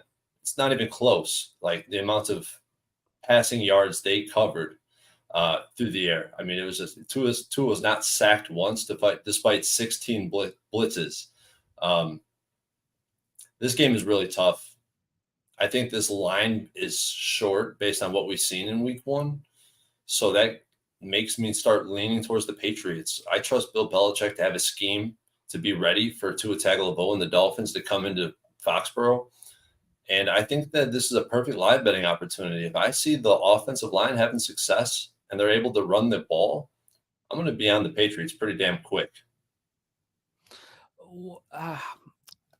Do you put any credence into the back-to-back road situations and the difficulty of that to start off the season? I will definitely look into that more. I haven't really dug into that very much, Jimmy. I guess I'm starting to feel some comfort in this game. The comfort leads me to the Patriots. The problem is that I have a bias from watching that game. Me too. I watched every snap. Yeah. So that's just a problem that I have to deal with, and it's in my head, and I've often thought that those cappers that don't watch the games and just beat the market moves and then go out for dinner like Spanky and those guys, they have it better off than us who are living and dying with every first down because of our action. And I'm going to need more time on this spot here, but I fear Tua. I have such fear. And the problem is, if I need a touchdown from the Patriots, can I get it? That's the problem. I just don't want to be in that situation where I need Mac Jones to put points up on the board. I'd much rather be in a situation where Bill Belichick's controlling the clock and controlling the game. Right. So, tough spot. Ryan Woolridge wants to talk about the Survivor board. If anybody likes a spot in the Survivor board, let Ryan know. Ryan, we can touch on that briefly at the end of the show, but we have been here for over 2.5 hours, and we got 2 more games left, so we got to keep rolling right now. Johnny Gunn says, what's your fear? To 466 yards passing against a healthy Chargers defense. Not sacked once. It was. I mean, he was he looked like the MVP of the league out there. So Yeah. that's my concern. Now we just saw what Belichick did to Jalen Hurts, and so what Hurts throw for 177 yards or something like that? I mean, that makes me think that Belichick can put something together, and that Bill O'Brien is capable of us forgetting what Mac Jones looked like last year. But I just need a little bit more time here. Big O says, we just witnessed Miami go to one of the best teams AFC house and beat them in a shootout. He's on Dolphins minus 2. So that's my problem. My problem is exactly what Big O's saying. Like, I can't get over that. I just can't get over it at this point. So I'm going to need more time, but I'm just going to need more time to study it. All right, let's move on. Monday night, we have a double header for our live stream. We start at 7:15 p.m. Eastern with the New Orleans Saints 1-0 on the year. The Carolina Panthers 0-1 their home opener at Bank of America Stadium in Charlotte, North Carolina. 75 Fahrenheit clear, 3 miles per hour. Let's go into the line history for our first Monday nighter. This is sitting at 3 right now. It is sitting at 3. This opened at 2.5. It lasted at 2.5 for an hour. An hour before it moved to 3 for the Saints. And that 3 is now juiced. This 3 got up to minus 122 this afternoon. There's been 7 cents of buyback, but we have a move towards the New Orleans Saints. Let's move over to the total here in this one. We're sitting at 40.5. It's really a 40. This opened at 40.5 as a pick'em. Since then, there's been a big move towards the 12 cents of movement towards the under. That's at 40.5. So it's 40 everywhere else. Birdie says he bet the Saints Saturday minus 1.5. He's not touching that 3 now. Birdie is a great follow on Twitter as well, because he bets the week 2 games before the week 1 game, for a bunch of them before the week 1 games have finished, and he wins a lot of the time because he beats those market moves with his expectation of what's going to happen in the game that that happens on the Sunday. I don't think I explained that properly, but 50-50 on the total with 63% of cash on the under. And then you have 25% of the tickets on the Panthers and 53% of the cash. The public on the Saints, but some of the bigger bets are on these Carolina Panthers. So thank you, Caleb, for the kind words, my guy. Saints come in off 16-15 win at home over the Titans. They closed as 3-point favorites there. Carr got the W in his first game as a Saint. He finished 23-33 for 305 yards, touchdown, and a pick. Olave continued from where he left off as a rookie. He's a hard guy not to cheer for. 8 catches for 112 yards. Raheem Shaheed caught 5 passes for 89 yards and a touchdown, ran twice for 11 yards, and he did have that very costly fumble on special teams, but he stuck to it. Michael Thomas caught 5 passes for 61 yards. He's not WR1. That's Olave. Kamara serving the first game of his 3-game suspension, and the Saints struggled mightily running the ball. The Titans had the number 1 run defense last year, and they shut down the run game. Jamal Williams ran 18 times for 45 yards. The defense was excellent, and they're just brimming with confidence, and they're healthy right now. Lattimore, May, Adebo all had interceptions. Carl Granson had 4 tackles, 1.5 sacks, 4 quarterback hits. Saints finished with 3 sacks and 10 quarterback hits. They held the Titans to 2 of 12 on third down, 0 of 3 in the red zone. They did lose Peyton Turner to a toe injury. I guess he's dealing with turf toe right now. A defensive end, Peyton Turner. Panthers coming off a 24-10 loss to the Falcons. They closed as 3.5-point dogs. Bryce Young, had a rude welcome into the NFL. Intercepted twice by Jesse Bates. Didn't complete a pass longer than 14 yards. Fumbled a handoff. Took a delay of game penalty. Sacked twice. Finished 20 of 38 for 146 yards. 1 touchdown, 2 picks. He also ran 3 times for 17 yards. But they outgained the Falcons 281-221. But you're not going to win many games when you lose the turnover battle 3-0. Hayden Hurst had the TD reception and finished 5 catches for 41 yards. Jonathan Mingo caught just 2 passes for 26 yards. He's their second-round pick. Adam Thielen, 2 passes for 12 yards in his first game as a Panther. Now, Miles Sanders looked very good in his Panther debut. Ran 18 times for 72 yards, caught 4 for 26. Chuba Hubbard ran 9 for 60, caught 2 passes for 9. And the defense looked really strong. They held the Falcons to just 2 of 10 on third down, but they allowed them to go 3 for 3 in the red zone. After sitting out practices and not knowing if he was going to play, Brian Burns did play. He's waiting, trying to get a new contract, and he looked very, very good. The guy's just a beast. 7 tackles, 1.5 sacks. He almost didn't play, but it would have cost him $900,000 a game. Panthers had 4 sacks, 6 quarterback hits, and then J.C. Horn, they lose in the first half with a hamstring injury. He did not return, and they were up against a team that couldn't take advantage of J.C. Horn being out. Now they're, with Desmond Ridder and, Drake London getting, no catches, no targets, or 1 target. What's going to happen here? He can be hurt, but I don't like this Saints team very much as a favorite. I understand why they are, but I want to bet this under tonight. Nick Martin saying 37-14, that scares me. And it scares me that the secondary is going to be hurt. But do I really, truly believe that Derek Carr is the kind of guy who can really take advantage of it? Maybe he can with Olave. But I want the under. I want to bet this under. The Saints aren't able to run.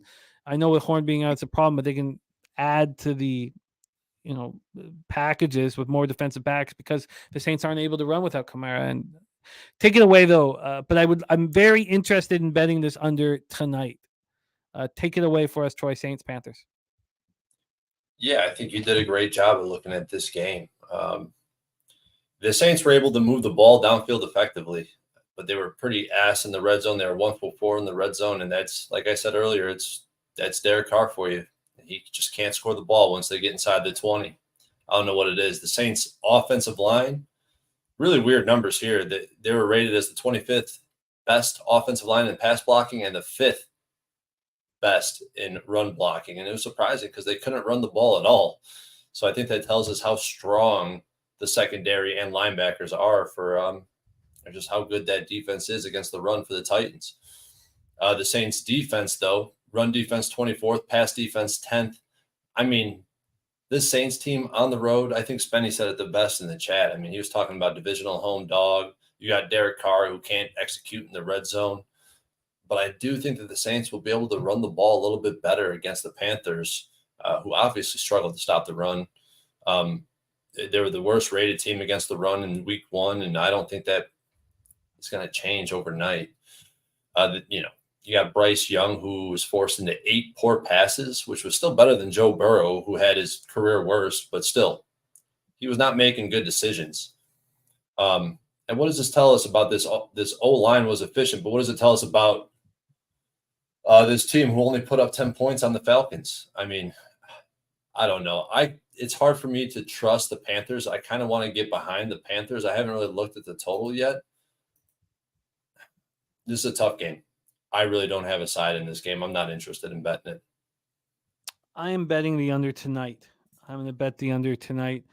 I think that going up against Algier and Bijan Robinson is going to be different than Jamal Williams. And so, yes, I mean, we don't want to compare the Titans' run defense to the Panthers' run defense. I mean, we know how good the Titans are, but I just don't feel like, maybe this will blow up my face, but I really like the under in this spot. I think it's a good look. And I do not trust, like you said, the Saints in the red zone. I do want to I'm going to spend a little bit of time with, what the secondary looks like without Horn out there. But I'm going to bet. I plan on betting this under tonight unless I get cold feet when I study that. So that is our first Monday nighter. Let's get into our final Monday nighter. And Troy Torrence has already moved on this game. 8:15 p.m. Eastern, the Cleveland Browns 1-0, their first road game of the year against the Steelers. Back-to-back home games at Acrisure Stadium, Heinz Field in Pittsburgh, Pennsylvania. 66 Fahrenheit, cloudy, 5 miles per hour. Ron Crawford, NFL spreadsheet play today is Pittsburgh +2. Copy and paste that. Pittsburgh +2 here. This does sort of follow the script. Again, we're going to talk about it often, but those of us who watch the dominance of the Browns can't help but have that play a part in our capping of this game. Those of us who watch the Steelers look atrocious. I mean, it's not an easy thing to back here. Let's talk about the line history for this spot. We have Cleveland sitting at -2.5. This opened up with Cleveland -1.5. It lasted at 1.5 for 3 minutes. That's all it took for Pinnacle. This is the fastest of any line on the board that came out by Pinnacle on Sunday night. It took 3 minutes to go from -1.5 to -2.5. The initial move once it went to 2.5 was towards Pittsburgh, but even that stopped. So we have the 1-point move towards the Browns. Let's move over to the total in this. Luke Chase Fox says the Browns will destroy the Steelers. Slatsy says Deontay Johnson unlikely to pay. And Al Cervic says this is payback if there ever was. Payback if there ever was a spot. North Ender on the Steelers. Billy Brisbane on the Steelers. Birdie says he bet Pittsburgh money line, but he doesn't like it. Doesn't like it at all. Coin saying that Pittsburgh opened up at -1. That it's important to talk about where it opened at other books, not just at Pinnacle. So that's great. Thank you, Coin. Let's go to the total here. This total is now down to 39.5, and it's juiced to the under. This opened up at 42, and it lasted there for a little bit. It lasted there for about 14 hours before it moved. So we have a move towards the under. Let's take a look at the cash flow. This is our final game on the board here. We are looking forward to buys so that the show doesn't go 3 hours, but thank you all for sticking with us. Spread-wise, you have 44% of the tickets and 63% of the cash on the Steelers, and the line's moving in the other direction. Total-wise, 56% of the tickets on the under, and 96% of that cash is on the under. Coin saying Pittsburgh spot for him. Al Cervic says he's off, but the screams Pittsburgh as a North lifer. And the kid says Browns by a milli. Browns come in off a very impressive 24-3 win at home over the Bengals. They close as 1-point dogs. Stefanski now 6-1 against the Bengals. And we got some glimpse of what Deshaun Watson is capable of doing. $230 million contract in 2022.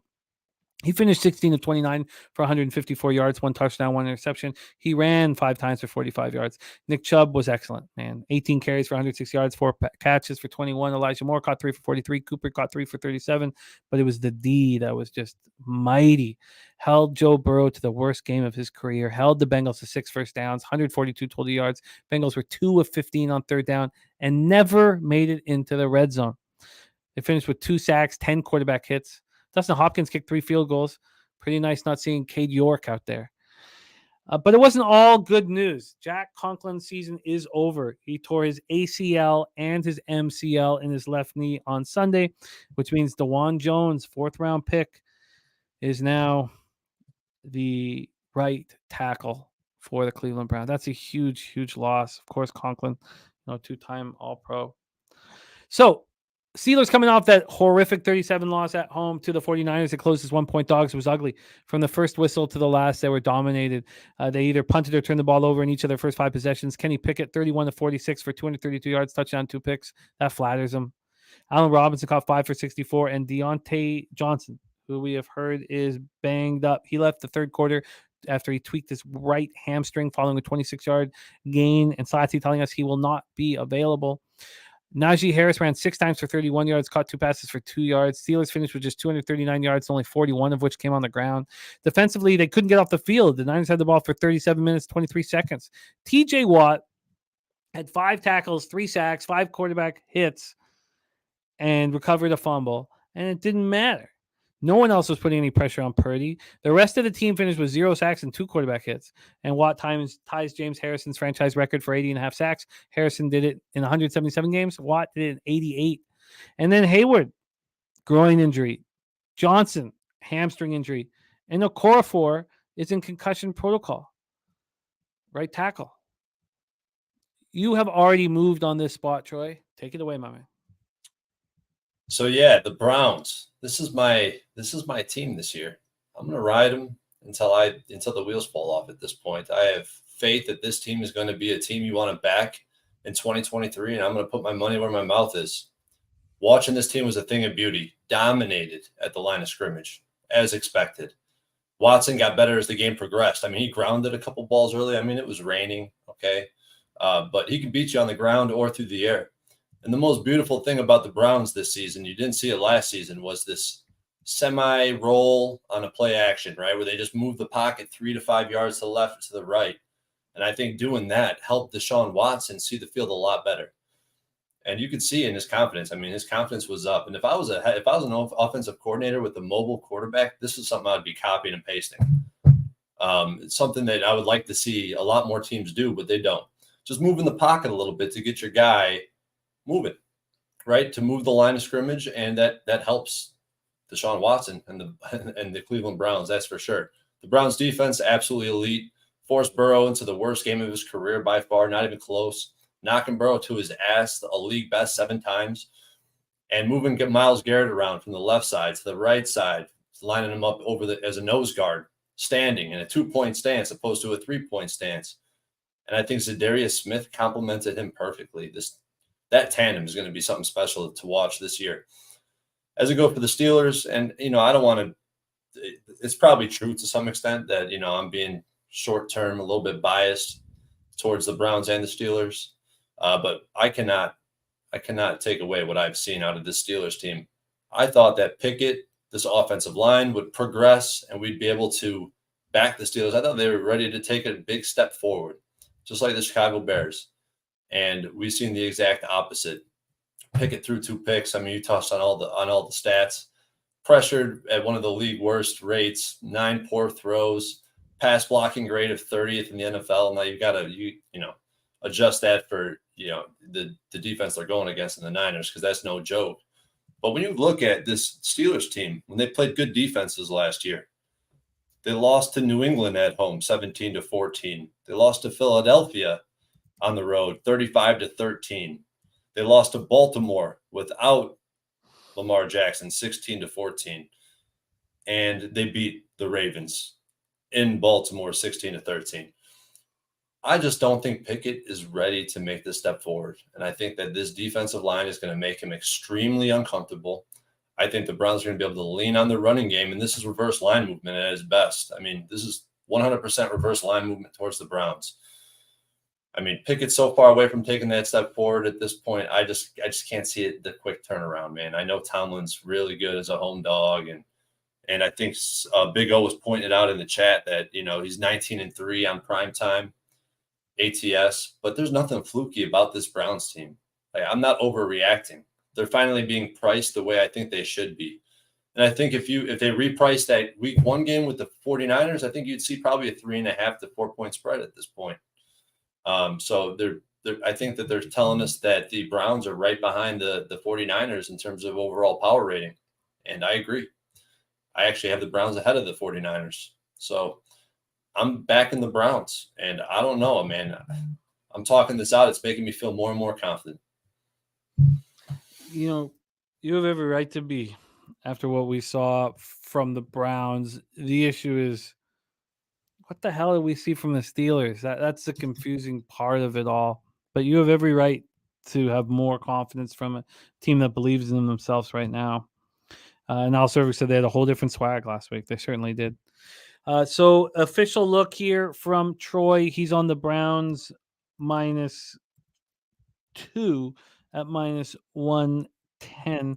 And Ron Crawford, NFL spreadsheet play today, is the Pittsburgh Steelers +2. And that concludes our breakdowns here. Ryan was asking about a Survivor pick. I think this is a really nice opportunity for Survivor. The Bills, I think, are a beauty look. The Bills would be the Bills. I mean, the 49ers aren't a bad look either, but. Hey, Jimmy, so how does that work? If I submitted all my picks today and this line ended up at 3, how does that work with the not the Survivor, but with the Cappers contest? Oh, we don't have our picks available for the Cappers contest until they're out for the Circa Millions. Okay. Yeah, so the lines come out for our Cappers contest Thursday at 10 a.m. Pacific, 1 p.m. Eastern, and then they stick at that. So the lines will be moving. But there's a lot of opportunities for Survivor. I mean, the Eagles, take the Eagles at home against Minnesota. I probably like the Eagles better than the Niners, honestly. And then, I mean, you could even keep just, yeah. I mean, I know a lot of people in Survivor say they don't want to ever take a road team. And I think that's a fair way of handling things, just focusing on the home teams, unless you have to. But let's review all action. Thank you all for being here and supporting our show. We have nothing without you guys. Truly, thank you for your insights, your humor, your edges, your angles, your trends. All right, let's review all action. Also, we've had a great start. I'm 16-11, 59.3% plus 3.6 units. ROI plus 13.33%, average line minus 110. Troy's average line after 19 bets is plus 150.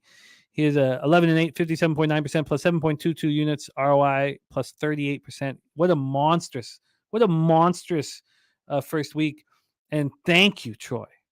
It means so much to the show for you to come out guns a fucking blazing. Thank you.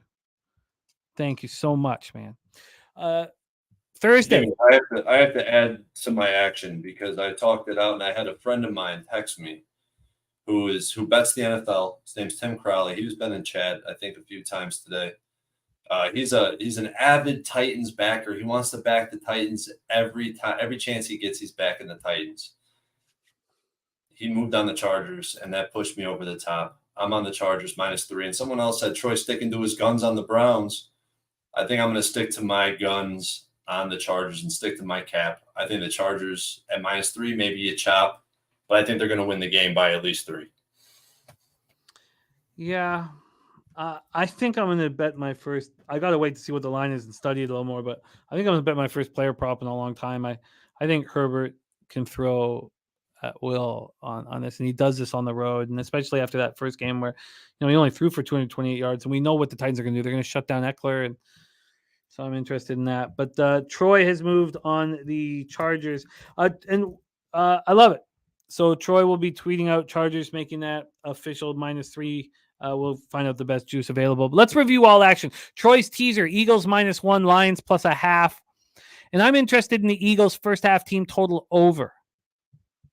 I'm not sure if I get there yet. I'm very interested in the under in Packers Falcons. I'm not sure what I'm going to do with this Bills game, but I think they're going to take out some pent-up energy against these Raiders. Tyree Wilson looked gassed, and no Chandler Jones, and expecting Max Crosby to do everything for this team. I think they're going to see that the Bills are a little different than the Broncos, and it's their second consecutive road game. They go from Elevation to Orchard Park, and but I don't want them full game of that number. The Bengals first half. What the hell am I going to do with the Bengals? I need more time. I need to see Burrow talking in some interviews. I need to see him in practice. Seahawks, Lions, there's no action for us. Troy just moved on the Chargers -3, -110. I got the Lions in the teaser, though, Jim. Oh, of course you do. My bad. Thank you. Thank you for mentioning that. Yeah. I'm interested in that Herbert pass prop. Side says Jimmy on a player prop. Welcome to the insanity. It was important to cut that shit out of my everyday action.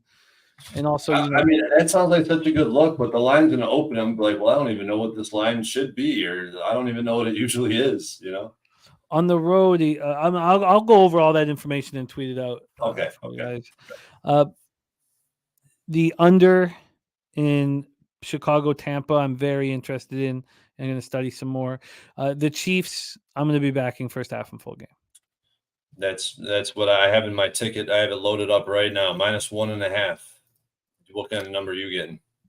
It wasn't that. It depends if I send it in or put it in at Pinnacle. Oh no, I am getting 1.5. Jesus, why did I think it was a 2? Okay, beautiful. Okay, it is. It's 2 and 2.5 at most books, but I'm seeing a couple books. I'm seeing a 1.5. I got a 1.5 -110. I'm going to move on that tonight. I'm running with it too. Niners, Rams, as well. I'm going to bet the Giants first half and full game. I have to. It just fits this angle that I want to abuse. And the Jets have all of a sudden become very interesting. I want to see it go to 10 though. Commanders, Broncos. I got talked off the Broncos, and I'm probably very thankful for it. Dolphins, Patriots. I need more time. I'm going to be on the under in Saints, Panthers. I'm going to bet that here tonight. And then Troy's on the Browns -2. Spreadsheet play days, Pittsburgh +2. Please follow my partner here, Troy Torrence. Troy Torrence 11 on X. Please follow him. He's putting out his action nonstop, and he asks for nothing in return. And I'm Selfless. sorry if I'm annoying you. I know sometimes I'd be blowing up fucking the live feed, but yeah, it's good information. Oh, I love it. There's not. People always say that they're like, "Oh, does this annoy me because you care so much?" No, man. All I want is all of us to care so much. I just want us to care. I mean, I fucking love it. So I love it. There's Dabby Cab in the house. Thank you guys all. Thank you, Troy Torrance. And I will be here every Tuesday, 8 p.m. Eastern. And Troy's also going to be the star of our Sunday night live show. Dabra Cadabra, Big Daddy Boom, Damon Forrest, Al Cervic, Mac Beavers, Jacqueline, Spenny Penny Bombs, The Kid, Slatsy, K. Graham, Lou Chase Fox, Damon Forbes, I'm That, Heat, Trans Canada, Coin. Thank you guys. Caleb, it's great having you rocking with us, Caleb. All you guys, Birdie, Jeffrey Blue, Harold Williams. We have nothing without you guys. Ron Walsek, my guy. Detroit Lenny in the house. Thank you guys. Dave Redling. Now we go out and we have another week like we just had. A big winning week. We stack winning weeks. We don't, tap each other on the back, talk about how good we did. No, we move on to the next week and we do it again and again and again and again. Thank you all for supporting us here. On behalf of my guy, Troy Torrance, and myself, we have a big thank you to our producer, Jose Bouquet, who works tirelessly behind the scenes. Now let's go out there and let's get our fucking money.